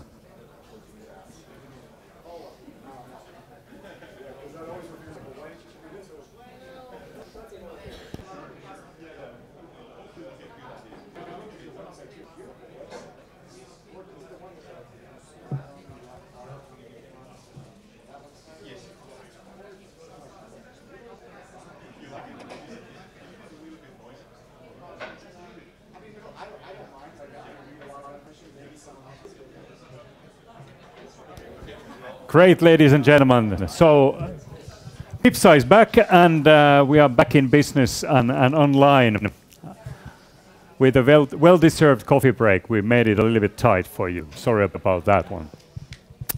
So, let's jump now from the AI world to and the US context to what we've been doing here in Faktabaari. For the presidential elections, keeping, let's say, the digital power accountable. And we have here Pipsa Havula, our editor-in-chief, who has been like leading a team. You can then represent the team if you want, and we have time. And then we have Guillaume from the Czech First, and who has been, let's say, leading the technological side of it and has been doing this previously in France and Belgium at the time. And now we have also some perspective with the Nordis that Morten presented to go further on. But first, perhaps some conclusions from the presidential elections and tell us what it's about, and then, let's say, as we are now kind of heading to the European elections, what could be the next phase. I leave the floor for you. Yes, thank you. Yeah, and it was really fascinating to hear everything that has been talked before. So Happy to be here to talk a little bit about our project called Crossover Finland, or as we call it in Finnish, Digivaalivahti. So we're going to talk a little bit about how we monitor algorithmic recommendations during this year's elections in Finland. So we are digging a little bit deeper into the recommendation algorithms and also to keeping the platforms accountable. Our project, let's see how this works. Yes, it's funded by European Information and Media Fund. And what we are actually doing, so at the beginning of 2024, we distributed 10 little Raspberry Pi computers around Finland.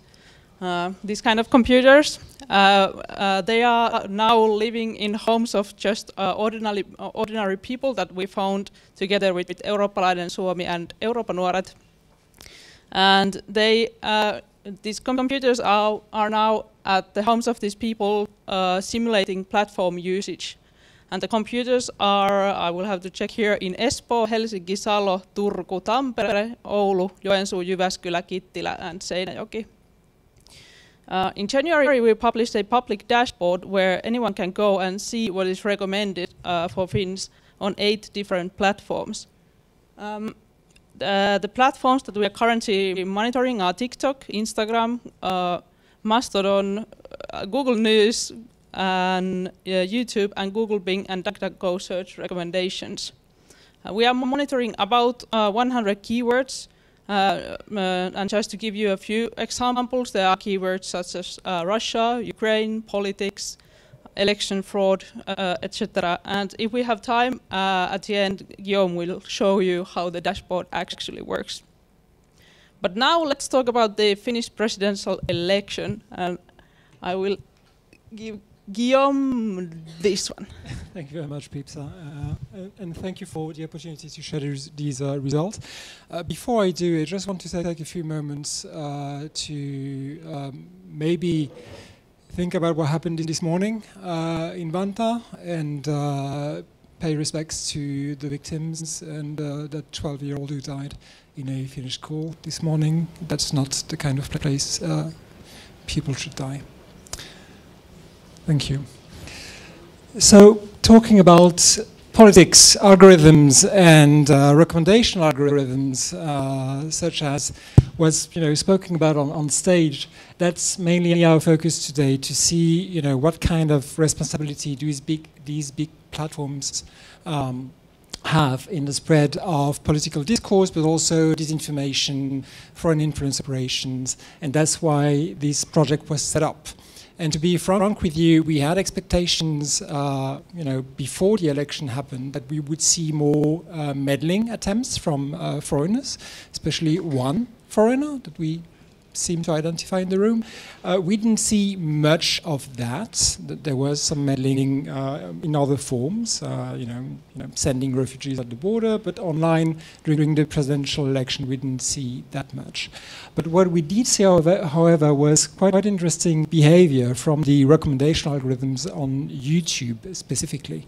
So looking at the usage patterns of YouTube, about 2/3 of Finns are using YouTube regularly, and a good chunk of that is previous research illustrating that. You use it also to source news. What we were interested into is to see, okay, what kind of results do you get when you were to type the name of a presidential candidate into the YouTube search bar, for instance? What happens if you type Stubb into YouTube? What kind of results do you get? And the way we do collect the results is, you can see there's at the top right-hand corner of the slide, the typical search results page on YouTube. So we collect all these videos, and then we have the users, little computers here, click on each of these videos to gather the recommendations, which is the autoplay queue that you would see on the play page of the video. And that gave us a data set for 77 keywords, so a little less than the 100 that we use for other platforms. We just wanted to keep that onto political matters. It was the names of the candidates, the names of the parties, some topics that came often to political discourse. So that's a few words about the methodology. and then we run that during the presidential campaign. And what was interesting to see is, and quite reassuring in a way, is that we got a lot of variety of types of channels spat back by YouTube when we were looking for these keywords, which is good. The not so good is on certain terms, and here you have a view on the dashboard. We could see some strange, don't know if I can, how much I can stand, but I'd rather stand for that. That teal color chunk of the graph is actually one anonymous YouTube channel called Fintopsu, who is a guy or a girl, we don't know, who posted before the campaign some video game videos and some car videos, and all of a sudden daily started to post videos about the far-right candidate, Jussi Halla-aho, daily. And it would be interview excerpts or some excerpts of other candidates, bashing them, presenting the opposing candidates in a bad view. What's striking here is in the 10 days preceding the second round of the election, for the term presidential election, which is very neuter as a term, almost 2/3 of the search results would be for Fintopsu. Just to give you some context, that red chunk is the first public service broadcaster in Finland. That's Yle here. So that anonymous guy, if you were to look for presidentinvaalit in Finland, presidential election, you would see most of these results. That's what the video channel looks like, the Fintopsu channel looks like. That was signaled to YouTube. We had a meeting with them after we published the study. And their take was quite interesting because they said, well, we don't look to, paint a picture, a politically balanced picture in the search results. We just want to point our users to authoritative sources. Right. So we let them be the judge if Fintopsu is authoritative or not. Some other results in the same vein, so that's on another keyword, so that would be for the presidential candidates, and you would have like the comeback of Fintopsu in teal color, and then you would have the official newslet of the true Finns, as it's translated in English. So perussuomalaiset. So what's interesting, looking at the entire data set, because I just picked some examples, quite striking examples. If you look at the entire data, is and I'm going to help you read that graph, is to look at recommendations for all the candidates of the presidential election. So what you would see in different colors is, okay, what's the proportion of the videos featuring these candidates in the search results, in all recommendations, and in dark green in the first recommendation. And why do we insist on the first recommendation? Because we know from YouTube's data that 70% of videos watched on YouTube are watched from recommendations, and that the first recommendation is the video on the top of the autoplay queue. So that's quite an important positioning for these videos. And when you look at that, we found that nearly 20% of the first recommendations mention politicians from the True Finns party for any keyword, which is quite striking also. So there's quite an imbalance there too. I also get some missing slides, so we are on the same playing ground here. And I can point you to the study which has been published last month, sorry, giving you also some other insights on the way YouTube works and the algorithm works. And I'll try to move so everybody can enjoy that. But basically, there's only a small set of YouTube channels that are put forward more often by the algorithm. So that illustrates a funneling effect of search results and recommendations, where you look at a variety of political terms or search terms that can be used and looked for by users, there's like a top 10 list of channels that come all the time, almost all the time, in the search results and are promoted by YouTube. And among them, we would find some problematic content providers, such as FinTopso, but also, quite reassuringly, some reputable media outlets. So you can see here that the top 10 videos, individual videos, will show up in more than 20% of the search results, which doesn't seem much when you look at the graph that side, but it's actually quite strong, especially if you consider that one single video featuring Jussi Halla was representing 4% of every recommendation in the data set. So that's it for the main conclusions. I can point you at the study itself if you want to learn more about it. It was quite widely featured on the continent. Funnily enough, it was mentioned by the spokesperson of the European Parliament during a Google-hosted event in Brussels 10 days ago. And full disclosure, that study was rendered possible through Google funding, because Google gave 25 million to EMIF, and in turn EMIF is isolating Google from the beneficiaries of the grants, such as ourselves, and distributes the money. So they have no say about what research is funded, but we are the happy beneficiaries of that. So that shows also how that works. So Pipsa, back to you for some upcoming results that we are about to publish on other platforms. Yes, so as mentioned, we are also monitoring a bunch of other platforms than YouTube, and we are currently writing another report on them. They are maybe a little bit smaller findings than the big YouTube report that we did before, but for example, we have findings coming from TikTok, Instagram, and Google recommendations.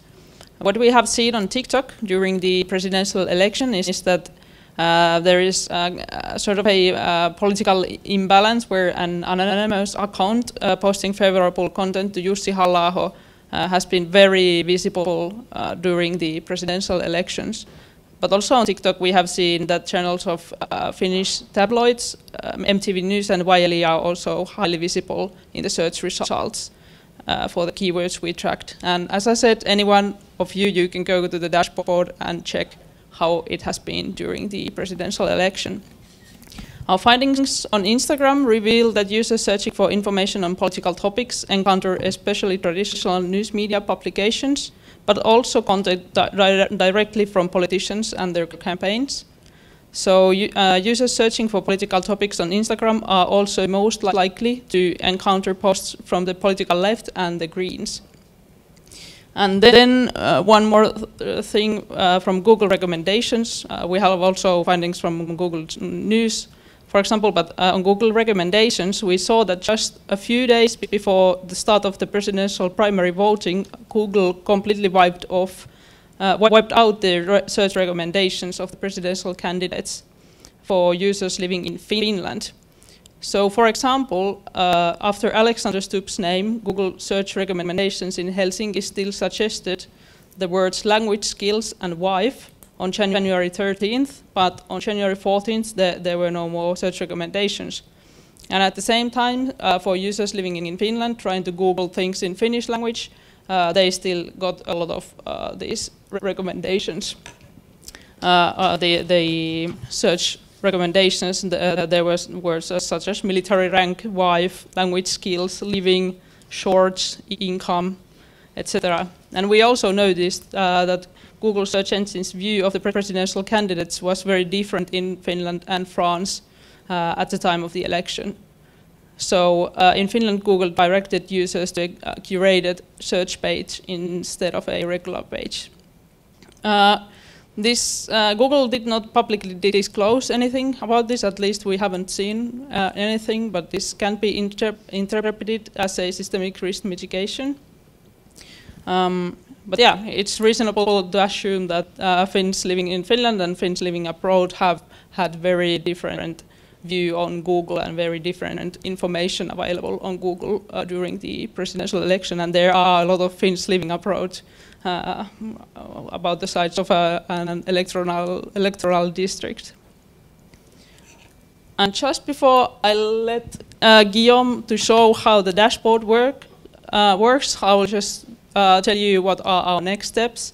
So we have now been monitoring the dashboard and the recommendation algorithms during the presidential election in Finland, but of course we have the EU elections coming, so we are now updating the keyword list that we are monitoring, and we are starting to check what we see on the same platforms related to the EU elections. And also we are hoping, and we are testing the expansion of the network to other Nordic countries as well, so we can then maybe have some kind of comparison or monitor some same keywords across the Nordic countries to see what if there are some similarities or something different in all the countries. It's not possible to show it, or? It is. Okay, perfect. So just before we will take your question, sorry, it looks like a live TV show, so I have to run to the computer to show you. That actually reminds me of my previous life as a TV person. But there we go. So we're going to show you on the screen the dashboard that anybody can use. That's a public website, dashboard.crossover.social. And I can just manipulate the computer and show you quickly. So we can have a peek at the what's happening on YouTube. If I can see where the mouse is, yeah, there it is. So looking at, for instance, let's pick Äänestys. So voting, and look at what channels are being recommended by YouTube today. So you can see it's less, let's say, frightening than during the presidential election, because Finns seem to be concerned about FIFA elections at the moment. But you can see a live view over the past week of the data that was collected on YouTube from Helsinki. And if I want to change, but the computer just froze, I guess. Let's go, yeah. If I want to change, okay, let's not be in Helsinki, let's be in Oulu, we can do that. And submit that, and hopefully get some data. Yeah, yeah. Forgot to pick the keyword. There we go. So you just choose a location, a keyword, and then a date range, and you can have the data. You can see that the results are about the same in Oulu, but not quite the same. So you can compare about geographies, and that's what Peepsa's team and ourselves have been doing for all platforms, and you can see the search result on top of the page. You can see the recommendations below, so you can see like the proportion taken by specific channels for recommended content here, as well as individual videos and all metadata associated to the videos, like number of views, description, etc., giving you a view on what is popular for specific keywords being put into the search box in YouTube. And that you can do with search engines, Google News, Instagram. So we can have a look at Instagram, for instance, and look at, that seems okay, so elections. You have a word cloud showing you which are the most used words in the posts, in the description of the posts, and then you can have like most prolific authors, the type of posts, some ratios, and you likes and comments, a bunch of tools that help you analyze what is going on social media in Finland for specific keywords. And of course you could see like the top 10 favorites showcase posts on Instagram per specific keyword, per location. And there's a view for researchers and any member of the public that wants to have a peek at that data. And we also have a way for researchers to look into the data set through an API, so to do it, to automate the analysis of the data set that we can provide partners with, such as the University of Helsinki, and Realize Peepsa that we forgot to mention, Aleksi Knutila, who was the main author of the study and did brilliant work during the analysis of the data that we collected during the presidential election. So there you have it. Please go to dashboard.crossover.social. Anyone is welcome to use that dashboard and find leads, and especially members of the press, but not only.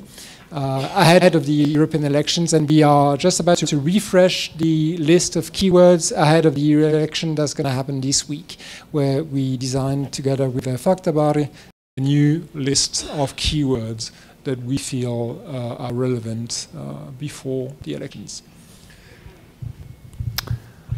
Thank you, Guillaume, very much. I think people get the point that there is now a tool that is independent to the platforms, where you can kind of try to keep the digital power, so to say, accountable what they are doing. And that was our main point, and we really didn't have any, we were not like haunting any political party or any individual thing, so we'd really try to keep it all open and then just start to observe the things. And now I made in Helsingin Sanomat an appeal that actually this is all open, so please do come from the regions and go and check what does it bring to you and try to analyze it. We know that this might still be a little bit complicated for the time being, especially for the public use. For researchers, it should be fine, and journalists, while we appeal to them as a watchdogs for the digital power that is super important at this time. But now we are working, for example, with the Sitra, so could we find a way that we can make it even more engaging so that people would exactly understand how it works out? Because we shouldn't underestimate the youngsters especially. I mean, they can really get actually interested on that one if they can kind of reveal stories, and they have like tools to do that one. And having been 10 years in this game with the platforms, I mean, what I really loved about this one, this is truly independent of them one. So of course we kind of reported, we asked for the Google feedback. We actually asked on another case on TikTok feedback. Of course, they're super careful to comment anything because it's all legal battles nowadays. And as we know that at the very moment there are cases raised against these big techs in Brussels, so they have to be very careful. But if you don't have this type of tools to keep them accountable of what is really happening online, you cannot mount the pressure, at least, to do something about it. So that's why we find it's a very symbolic things, and are very encouraged to continue on that one, and now working on the approach to the European elections. And here I get the bridge to then our Nordis program, because with our Nordis partners we were able to work, let's say, with the programs and get a small pilot to the Nordis, what you heard Mortens starting in May, 1st of May. So our plan is currently that we will ship some of these boxes to our fellow fact checkers, like one for you, Thomas, who is going to be next. And so next to keeping the politicians accountable, we can at least like give the fact checkers a tool to see what is kind of happening under the hood. And this can be very interesting and open up new pathways, like it has for us, because this is the famous laboratory work for us. I mean, to do it very systematically, you know, need of course more resources than we are gathering now. But our appeal at the moment is more like, please use it, find it, and we try to kind of then collect and compare and bring people together on that type of things. This we believe that is super important as such.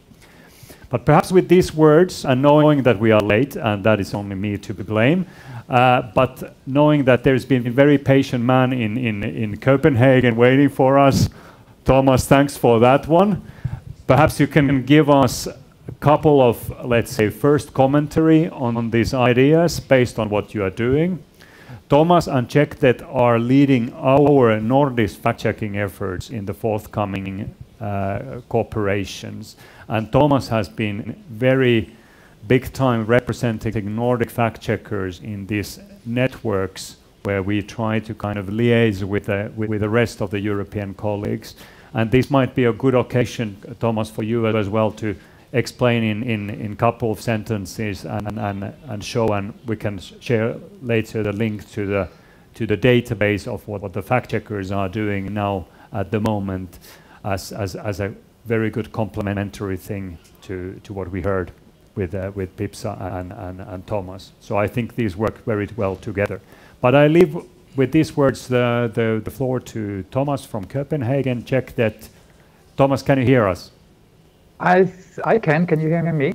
Wonderful. Thank you, and welcome on board. Thank you for having me here today. And let me first congratulate you, everyone at Faktabaari, on your 10 years birthday. Also, allow me to express my interest in and tremendous support for your digital election watch project. It is really a groundbreaking project that Faktabaari and Czech First have managed to establish here, I think. As mentioned, my name is Thomas Hedin. I am the editor-in-chief of the Danish fact-checking media Czechde, who is also, as Mikko said, a part of the NORDIS initiative. Additionally, I am also a member of the board of the relatively newly established Association for European Fact-Checking Media, called the European Fact-Checking Standards Network, abbreviated to EFCSN. It's quite hard to say, which I will tell you a little bit about EFCSN in a moment, and I would like to also introduce you to a brand new initiative that EFCSN has launched ahead of the European parliamentary elections. Now, for those of you who might not be familiar with EFCSN, I can say it's a network of European media operating specifically within the niche of fact-checking journalism and combating disinformation.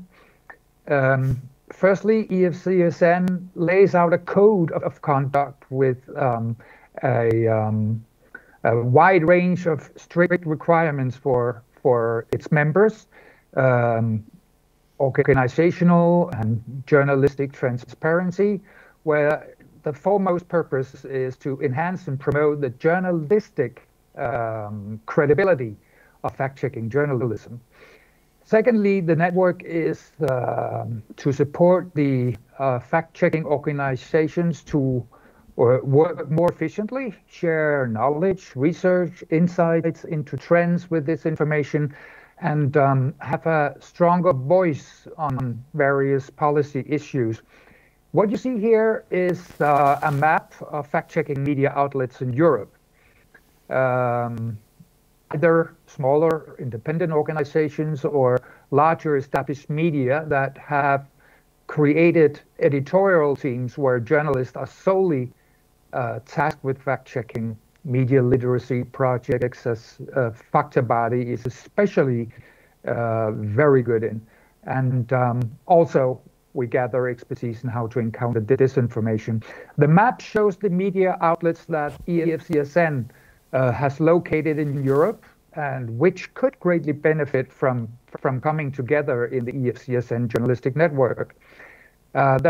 We located about 45 organizations spread across 30 European countries. However, as said, in order to become a part of the network, the media outlets must provide proof every second year that they meet a wide range of very tight, I might say, organizational and journalistic requirements, which is set out in this code of conduct. 41 of the organizations has applied and proved that they meet the standards. That is, for example, extreme transparency regarding finances, contributors, journalistic methods, research, and ethical standards, and much more. Unfortunately, Faktabaari are not among the 41 members that has been member organizations. Although I must stress that Faktabaari actually seems to meet all the organizational requirements and journalistic standards, but Faktabaari has been struggling to meet a requirement for sufficiently high publication frequency. And here I truly hope that it will be soon possible for you to find a funding model that allows Faktabaari to meet these last requirements, because it is vital and important for all of us in the Nordic region that Finland and Faktabaari also joined the EFCSN, and we will stand much stronger together and efficient in our mission, along with our colleagues across Europe. Now, one of the initiatives that EFCSN has taken, and which I will show you here on behalf of the network's members, is a new portal for fact-checking in connection with the upcoming European parliamentary elections. The portal not only aims to give the public a platform to access the individual members' fact checks translated into English. The purpose goes even deeper. The content for the database is made available to tech platforms for payment, which can then feed their algorithms with the articles in an attempt to counter electoral disinformation at the platforms. At the same time, the content is also made available to researchers, other civil society organizations for scientific purposes. And finally, it helps the fact-checking media with the problem that all of the whole media industry face today, that our copyright is violated. We know that our content is illegally copied by chatbots and the tech giants. But with this project, we have made a first attempt to get a financial compensations for the use of our content, which the members who contribute to the portal also get some money from. I would actually argue that this collection of content is a groundbreaking new effort to counter disinformation and ensure the integrity of the European parliamentary elections. Anyway, an element in this combat. I think that was all for me right now. And then once again, a big congratulations on the anniversary to all of you at Faktabaari, Mikko. Thank you very much, Thomas, for joining us from your Easter break.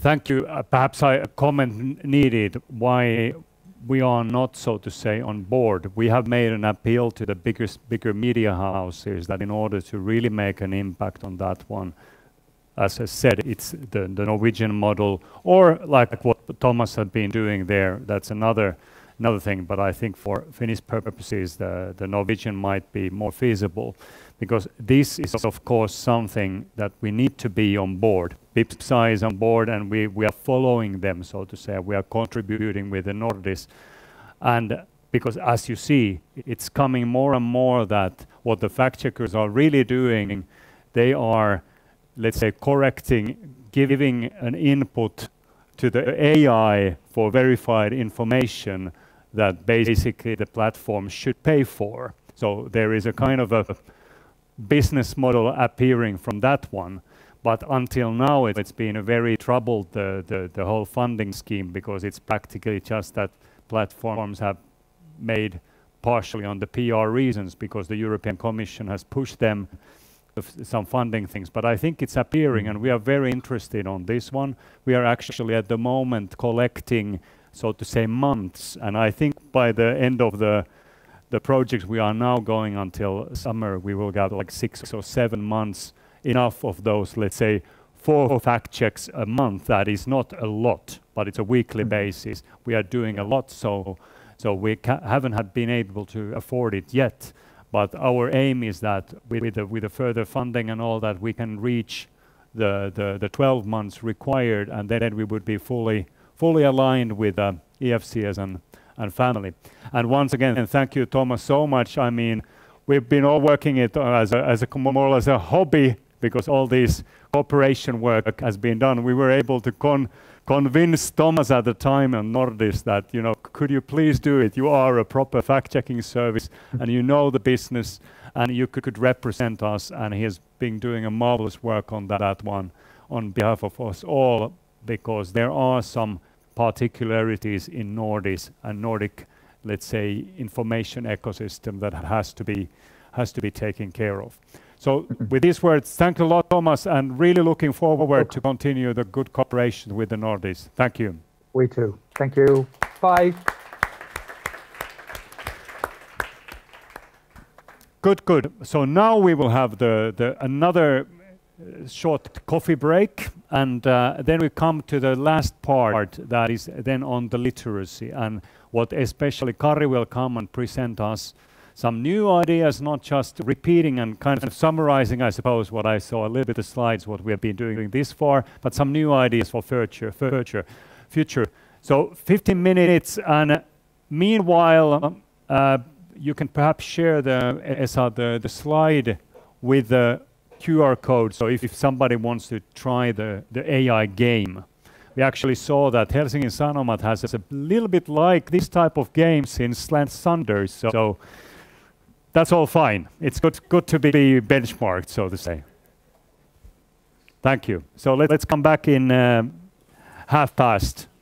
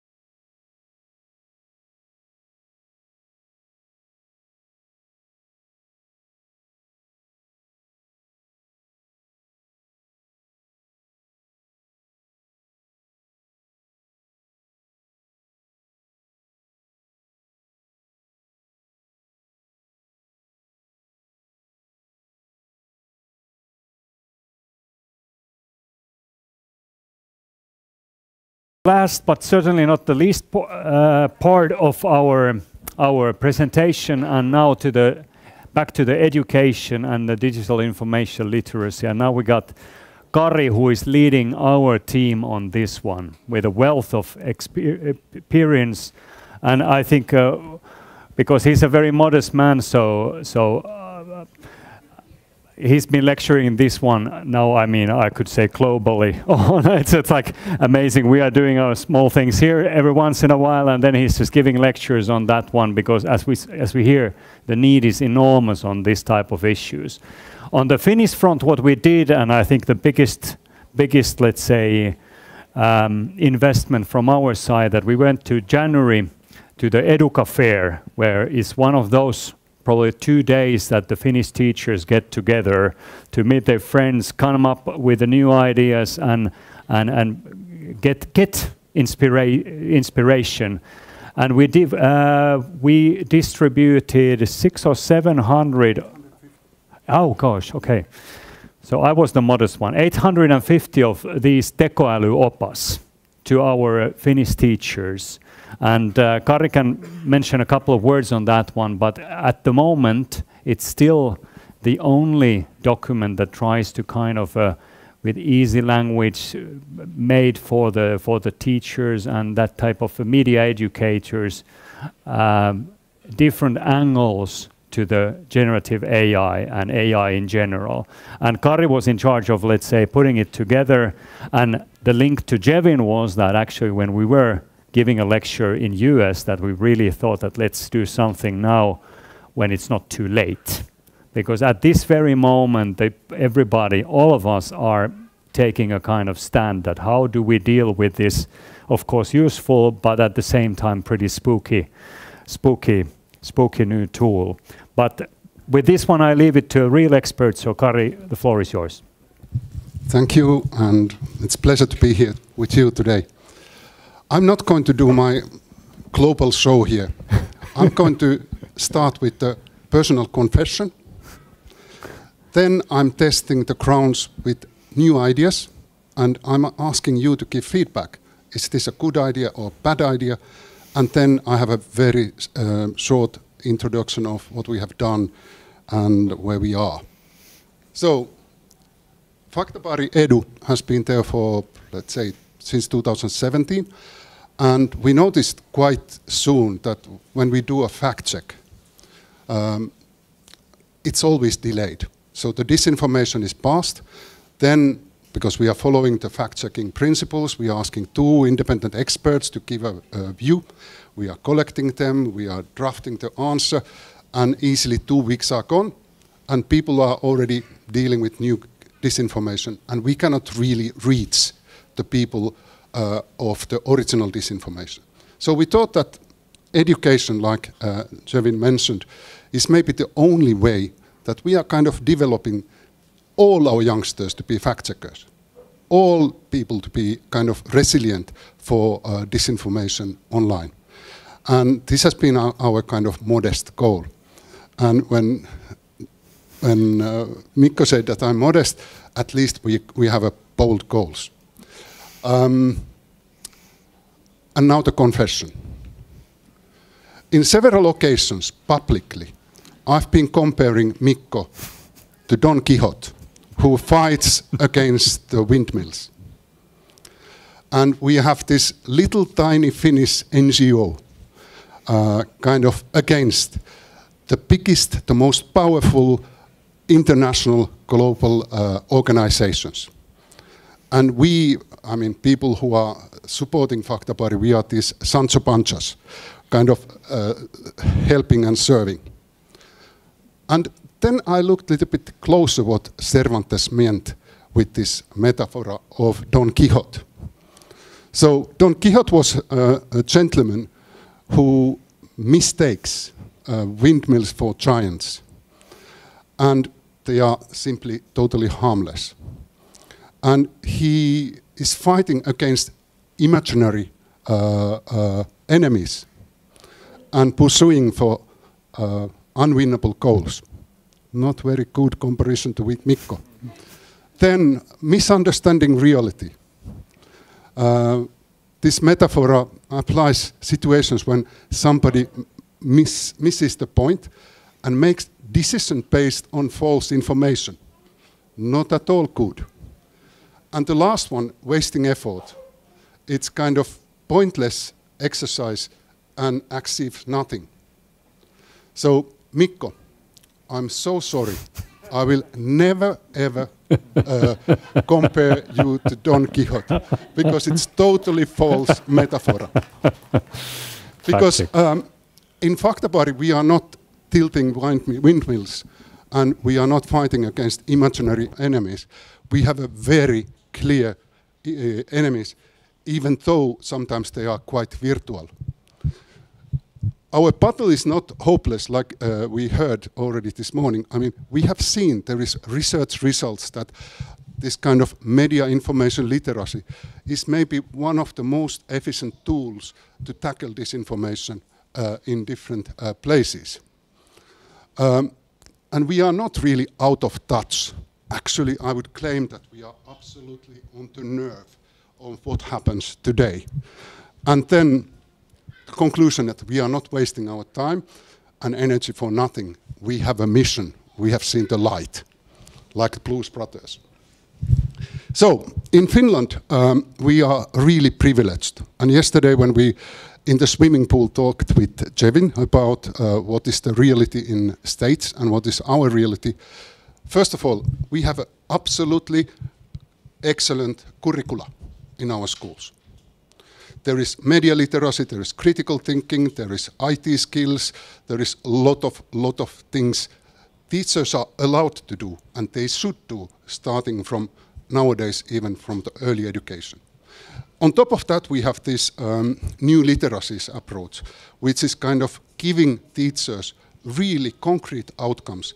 So what they should do in the classes and what children should learn about, for example, disinformation, malinformation, and misinformation. So we have been, since beginning, supporting the Finnish teachers by providing them background information, materials, tools to help them to teach these issues in the classrooms. And of course, at the same time, we are kind of supporting students to become responsible, informed, and engaged citizens. And this citizenship skill is quite important because actually, I go back one slide. We are not really fighting against anybody. We are defending. And what we are defending? We are defending a right to get right information. We are defending the democracy. We are defending science. We are defending the truthful information, which should be based on everything we do in our lives. And now I go to the next. You can tell me that this is all rubbish, or you can give us ideas of what kind of avatars we could use. So I would like to lead our Faktabaari Edu to the kind of superpowers to defend themselves against the dark forces of the web. I mean, the target audience for here would be something plus 10 plus upwards, and how to do it. And so Faktabaari Edu superpowers could be like this. Fact hacker. Somebody who is able to tell the difference between the real and made up stuff. Algorithm debunker, who is able to uncover the secret codes and decide what information he or she sees online. Data detective, find out what data online companies are collecting from us and how they use it. Privacy ninja, become a master of online identity to keep personal info safe. Artificial intelligence smart, learn about the cool things artificial intelligence can do, because it has huge potential, and what it can't do, and what are the limitations. And election expert, so that future voters could make informed choice based on the facts and not fiction. So our idea is to kind of develop these, to create avatars, content, and kind of catchy ideas for each of them, maybe find some more superpowers. And if you're interested, please give us more ideas. We have already Pipsa, the fact hacker here. Stand up.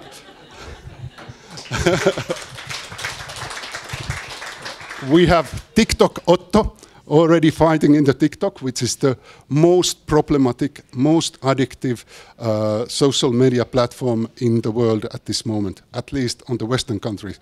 And then we have this lonely fighter trying to defend the democracy with a sword.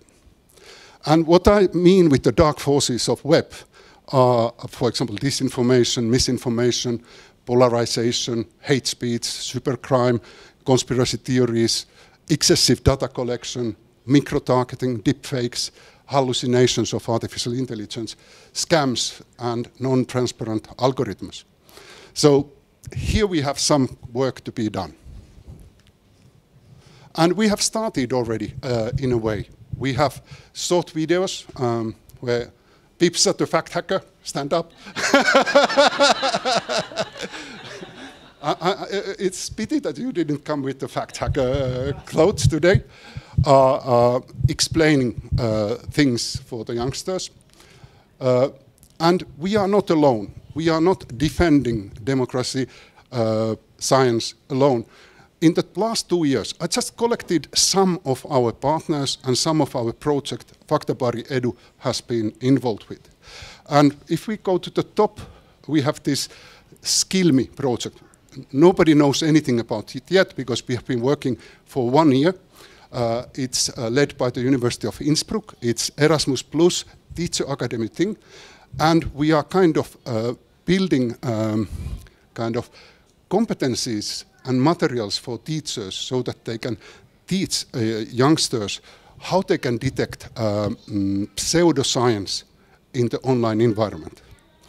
And it's extremely important. Like we heard this morning, there is a lot of bullshit also in the name of science. And if young people are not able to detect what is correct science, who is the real expert of the certain specific area, and if they are not able to kind of find it, we are easily diluted. We have been working with libraries. Last year, I personally had probably 350 Finnish librarians in different types of trainings. And we have been in Educa, Digioppimisen Areena. We have been involved with creating DIGCOM 2.2, Digital Competence Framework. We have been involved with the guidelines for teachers and educators on tackling disinformation, etc., etc. So this is a kind of vast collaboration, and I can see many of our partners here, and I would like to thank you all for your support, especially Sitra, who has been kind of helping us in the most critical moments. So thanks. But we have had really a lot of action taking place. So we are not alone. We are an army defending democracy. And to give a very short introduction to the ideas, I will use these 4 images. In the good old times, we had encyclopedias, and everybody, when they wanted to go find information, they went to library. Librarians are champions of the information literacy. In the library, you can find information on any idea, any information, any whatever you look quickly, because you have catalogs, you have index, you have everything to be found.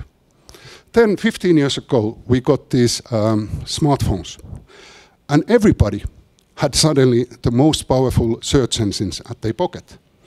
And they could get with they can find any information digitally available. The problem was that in the library, when there is a, for example, book written by somebody, it has been proofread, it has been kind of edited, it has been published, it has been sold, it has been bought to the library. So there are many gatekeepers. Now in the social media, anybody can publish whatsoever without any expertise, without any gatekeeping. And what is the outcome? We, users, we have to to find the information which is matching the information need we have. And this is, think about any who wants to find something. And the untransparent algorithms who are promoting sponsored items or technically optimized sites which are promoting themselves, it's extremely difficult for anybody to find exactly what we are looking for in the internet. And the responsibility is left to us alone. So, next slide. Are things going better? So I did this European map with country names. I got unbelievable 224 million hits. And as you can see, they are sponsored, but they look like Europe. And then I did the same with the artificial intelligence tool, and I got one answer, and it's total nonsense. Maybe the word of the day is bullshit. And this is where we are going. A lot of platforms are trying to create a system that instead of having a lot of answers, we will get only one answer. And once again, the responsibility of verifying if it's correct or not, if it's rightly sourced, it's left to the individual. And unfortunately, or fortunately, how it depends, they are so well made. I mean, artificial intelligence, I use it a lot. It's a wonderful tool. They make, even in Finnish, correct Finnish, beautiful answers, and it looks real. But when you are checking the points, you see that maybe there is something going wrong.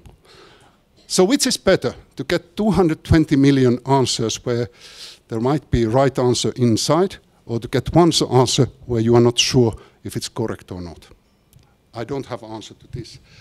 Only answer is that we have to teach children digital information literacy, which gives them a kind of capacity and ability to access, manage, understand, integrate, communicate, evaluate, explain, create, and disseminate information safely.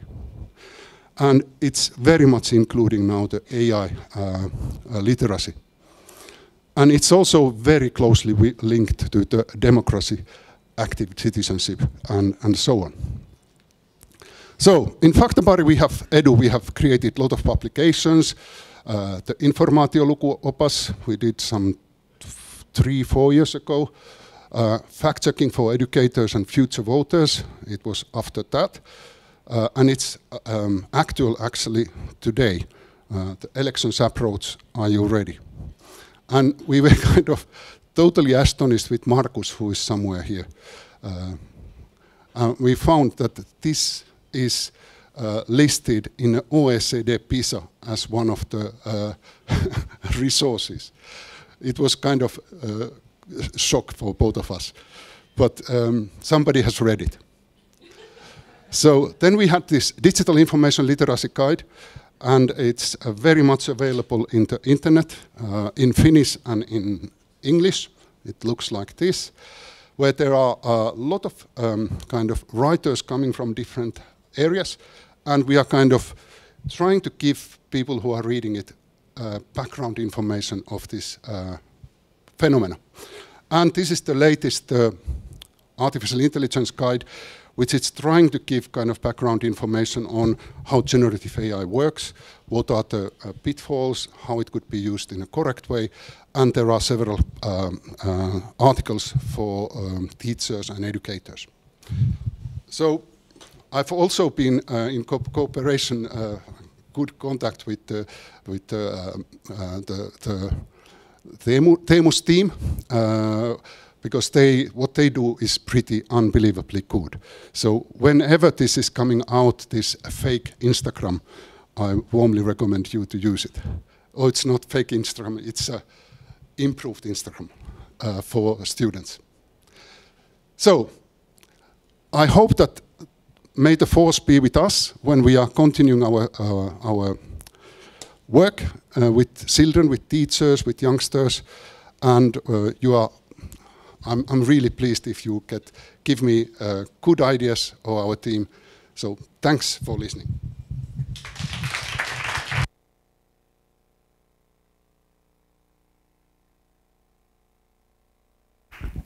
Thank you, Kari, so much. So please challenge Kari on all of the superpower heroes and everything else that he explained on that one. It's like next to going very practical at the same time, we have to remember, for example, the DigCom 2.2. That is the framework that is fully compatible with the EU approach to all the big tech issues. It's just educators who have been working on it. The big difference on that one, where there's the legislation is directly applicable and goes like that, all the educational efforts are practically done on the national basis. So it's for each member states to do the right thing. And I mean, we are doing quite good in Finland, but I mean, that's a super important policy work that, Kari, you have been doing on behalf of us all, and just like installing good elements to something. When the time of the educational reforms is right, the other countries can apply them from that type of handbook. It comes in the policy discussions. It's not enough appreciated in the world, but it's amazing how you can kind of keep the practice and the theory at the same time on board. So thank you very much for that one. So I think the last greeting, and we will get Esa. Am I wrong? Am I right? So Andreas is online. We have covered Norway for Nordis, leading the efforts on the fact checking on the Nordis side, and having the University of Bergen taking care of the AI tools that can be used for the good. We have had Thomas coming from CheckDet, who is leading our fact-checking efforts and coordinating on that one. And now we have from Sweden a representative, Andreas from Fojo and Linnaeus University, who is actually trying to kind of make our fact-checkers work extend to the journalism schools, to the wider journalistic efforts. And we have even now, as we heard, some small plans that how could we contribute before the European elections. And there where I pass it to Andreas, to you. I know you have been on holiday as well, and we haven't had too much time to coordinate, but we had an idea that we could kind of at least insert a couple of good ideas to the journalistic circles. How could they make our work and apply it in their daily routines, because that scales. Thanks God it really scales still in Nordic countries, because we have still a pretty well functioning media journalistic system, at least on the global scale. So Andreas, if you have a couple of points on our Nordis agenda on that one, and before we go to the bubbles, and in the end we will announce just like just what we are doing within that one in Faktabaari. But Andreas, I give the floor to you. Thank you. Can you see my presentation? All fine. Yeah, wonderful, great. Yeah, thank you very much for inviting me, for having me, and to talking to you about how the super election year 2024 is a challenge for both journalism and fact-checking. And I've given the presentation the title United by Music or Divided by Disinformation, because there's this old saying about the concert of Europe, where things are, are harmonious or not.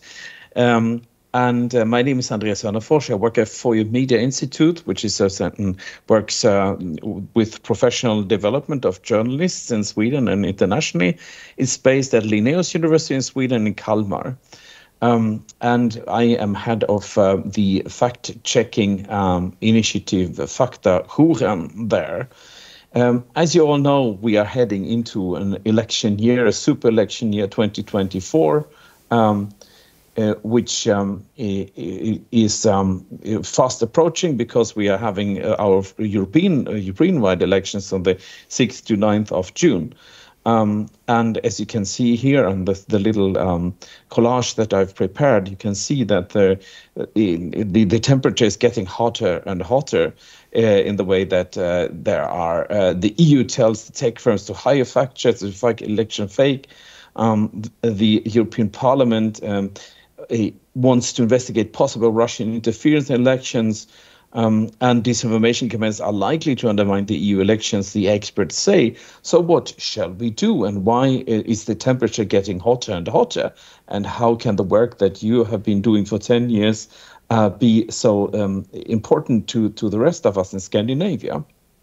So I think it's important to remember ourselves of that the 9th of May, which is in soon a month, will feature two different versions of Europe. The one is Europe Day. As you can see, this is from the last year's campaign, Democracy in Action, or the Victory Day. This was also from last year's Red Square military parades in Moscow. And instead of that, we have been able to integrate these two visions of Europe into one, which from the outset would have been very difficult to do. We have a much more polarized opinions about Europe than ever before. And when I lecture about this, I'm writing about conspiracy theories as well. I normally show this picture here, which shows a Ukrainian person looking at two visions for Ukraine. The one is to go to the right and to join the radiant vision of the old Slavic past, but also, in a strange sense, Russian victory in space and military might. Or to the left, where you can see that the EU is nothing else than a continuation of the Third Reich, and the Pride flag and the EU and Nazism is all linked together. You see people who are decadent, you see the devil even there, and an emo guy down to the left. You would also see, if you could see the entire image, the Euro banknotes and the drugs. So these two big images kind of define a kind of mega narrative that is around about Europe today, where all small single narratives are kind of integrated into that. I've tried to pick apart that larger narrative more. It arrived to social media in 2013. There's morphed from a marginal meme in social media to a strategic matrix for warfare, and of course of hybrid information warfare as well. Where we can see that the attempt with such larger images is to manipulate us, to manipulate the public opinion, and maybe tell a story about Ukraine or Europe as placed within an existential dichotomy. I won't go through this in detail here, but if you pick this picture apart, you can see that there is this idea about the satanic West and the angelic East. And if you listen carefully to what the head of the Russian Orthodox Church said the other day, it goes along with this image that already surfaced 2013 in social media, namely that the Western European version of Europe is Satanism, and the true Russian Eastern Orthodox version is that is providing with true spirituality and so on. So why I'm talking about this big narrative? It is, of course, because, as I said before, every little disinformation narrative can be sorted into this bigger picture that sows division about European space. And that is what we are fearing will happen now when we are moving closer to the European elections. But not only the European elections. As you know, we will host for the third time in Malmö the Eurovision Song Contest at the beginning of May, in that very week when two different versions of Europe will be on display. One that is about tolerance and democracy, and the other version that is about another military might and orthodox bright past as a future version, an illiberal version of Europe. So it will be very interesting to see how the first week of May will actually be exploited in this battle of information. And we can expect that something will happen in that way, or at least that this first week of May will be very charged with different kinds of disinformation narratives. So how can we handle this challenge? And I'm so happy to be here today on your 10th anniversary, because we have just entered a new phase of collaboration. Certainly, it has been addressed earlier today that NORDIS 2 is going to be launched, which is a new program to develop fact-checking skills in Scandinavia, where we will work together between universities and independent fact-checking organizations throughout the Nordic area. And then it's great joy for me to tell you today that For Media Institute has received a grant from the European Media Information Fund that will supplement this initiative, a project called Capacity Building in Newsrooms, verifying facts in times of deep fakes and disinformation, which will add on our efforts to train journalists and fact checkers together in order to exchange experiences. So we will roll out a larger training program together with Faktabaari and other organizations in Scandinavia, and most likely invite to a large workshop in Stockholm later in 2024. It should stay here, not 2021, of course. And then on a shorter timeline, we will roll out training and education sessions ahead of the EU election and trying to work together on these as well. And personally, I'm planning for a hybrid event during the Eurovision Song Contest week in Malmö that goes in line with my presentation here today, namely United by Music, Divided by Disinformation. The Eurovision Song Contest will be a great opportunity for many, many journalists across Europe to be here in the city of Malmö. And it is important that we lift this question on how we can secure the EU elections and the entire issue about a free vision of Europe and an illiberal dystopia of Europe. How we can work together to keep that informational space clean from false information. As the previous speaker also did, I like to play around a little bit with artificial intelligence, and would like to finish up off with my presentation with congratulations to Faktabaari. And as you can see here, it's a little congratulations card that I asked the AI to generate for me. It's okay spelled. It's 10,100 years that you have existed. But before you share it, think about the motto of the day: to stop and think, is this a true congratulation card that is sent by Fora in Sweden to Faktabaari in Finland, and check where it originates from, and if it can be a true card that is signed by Andreas Hörnefors. And with these words, I would like to thank you again for having me, and also send you many congratulations for the 10 years. And I'm very excited that I will be part of the next year's travel together with Faktabaari into the future and work together with you. Thank you very much.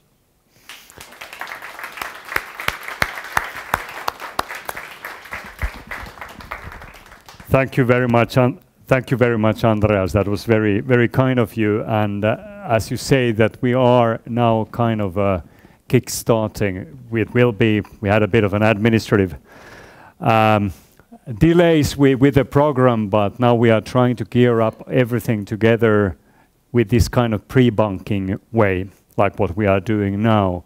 Because especially, I think what we were kind of brainstorming on the topic of 9th of May, so I think that's where everything kind of comes symbolically together. Two worlds, the Eurovision Song Contest that probably resonates with the other part a little bit better than the other, and all that. So I think with these kind of little triggers, we are able to get people to stop, think, and check what they are going on, and already have their, let's say, senses on that now there might be another kind of campaign, and there are the narratives coming into picture, and we can at least like resist it, because it's about information resiliency.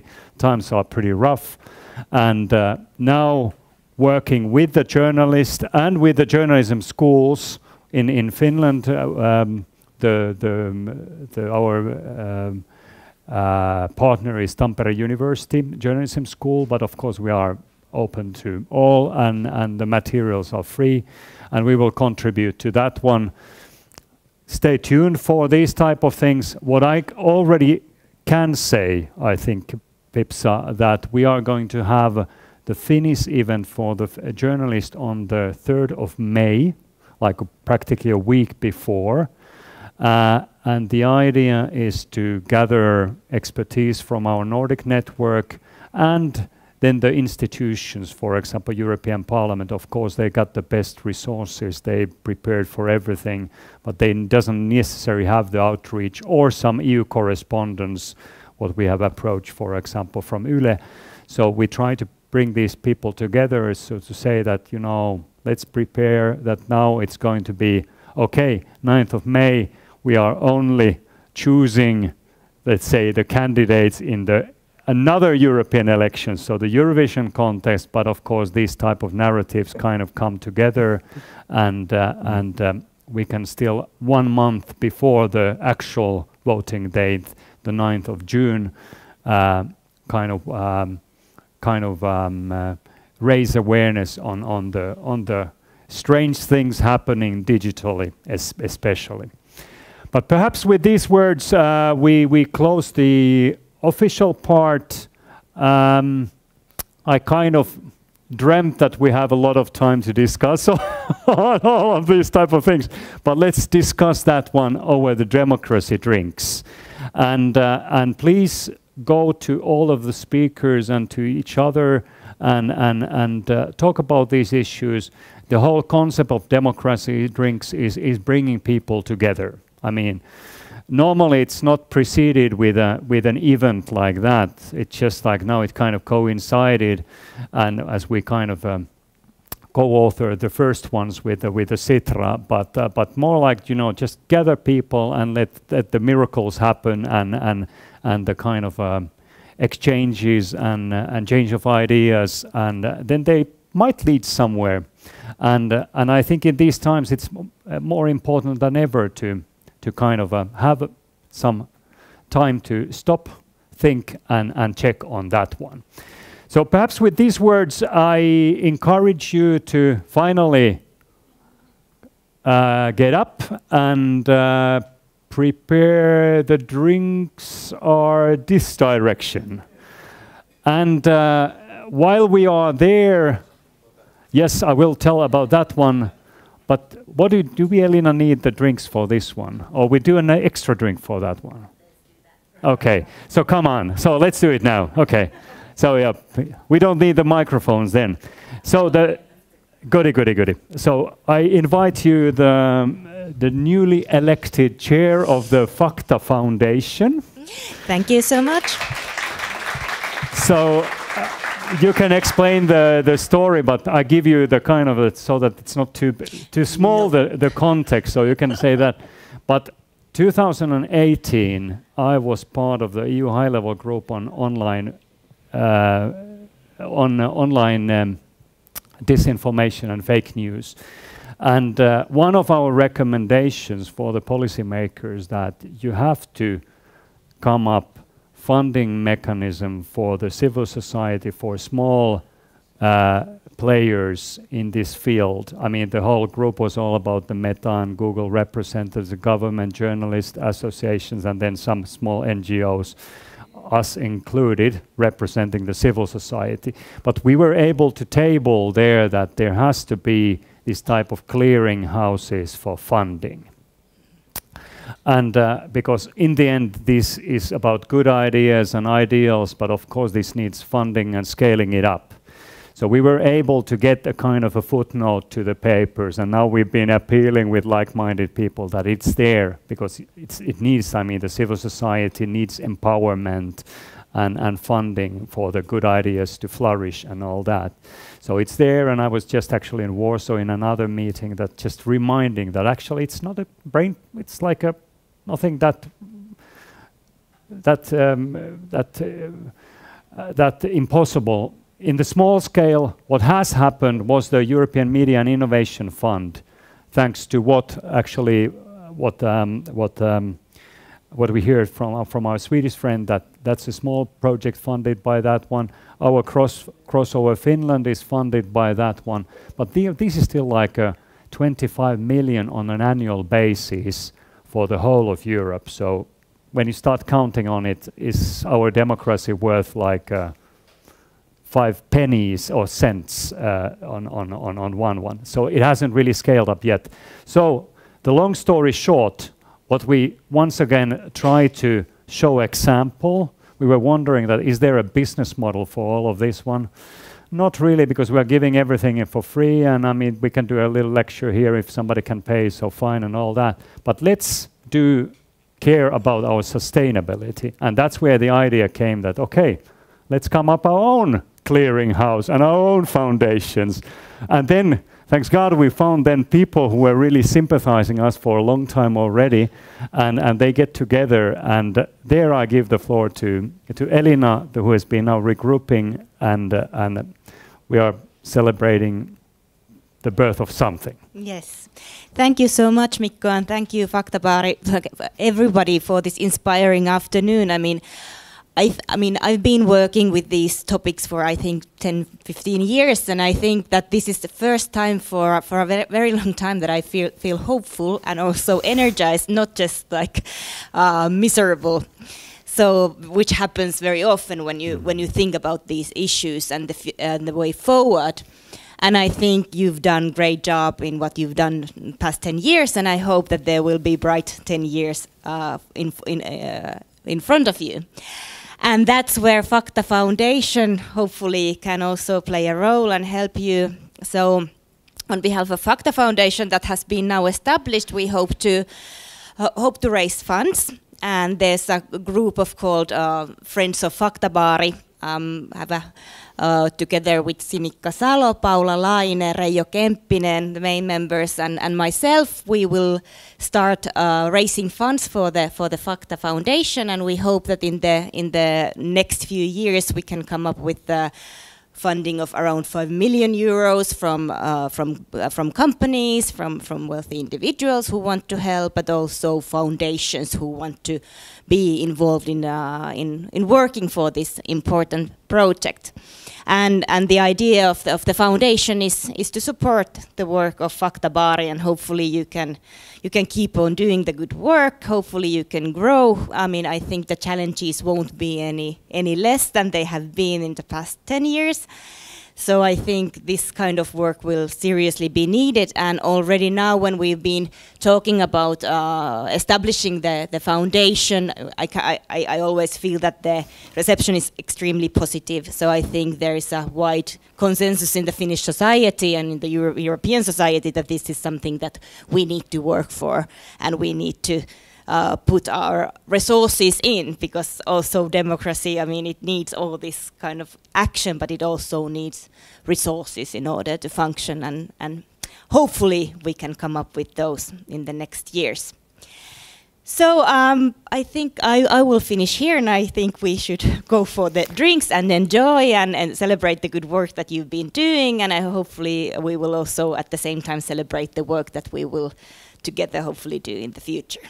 So yes, let's raise the drink there for the Faktabaari, for the foundation, for the defending democracy concept, and for our community. And I take it like everybody who is here, I suppose we can sign you if you are not already signed to the Friends of Faktabaari list, so you kind of keep updated on the different type of things and can put the good word out. But I think we close it here. Thank you very much for everybody who is organizing the event, especially Esa, who will try to keep everything together, and many of course, all the speakers and contributors and of our community. We have always find it very nice that we can kind of go behind the Faktabaari brand. Nobody's not like raising too much above that one. It has also protected us from some of the nasty phenomena of the social media. It's not so personal, it's not so emotional. We try to keep it on the fact base, but still be inspirational, and we are that because of you. So let's go and have the drinks and celebrate the next 10 years.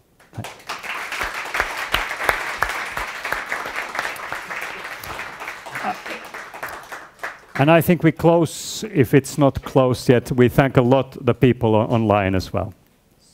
Keep in touch, and we will send the last the PowerPoints afterwards, so you will get everything on that one. Thank you. Cheers.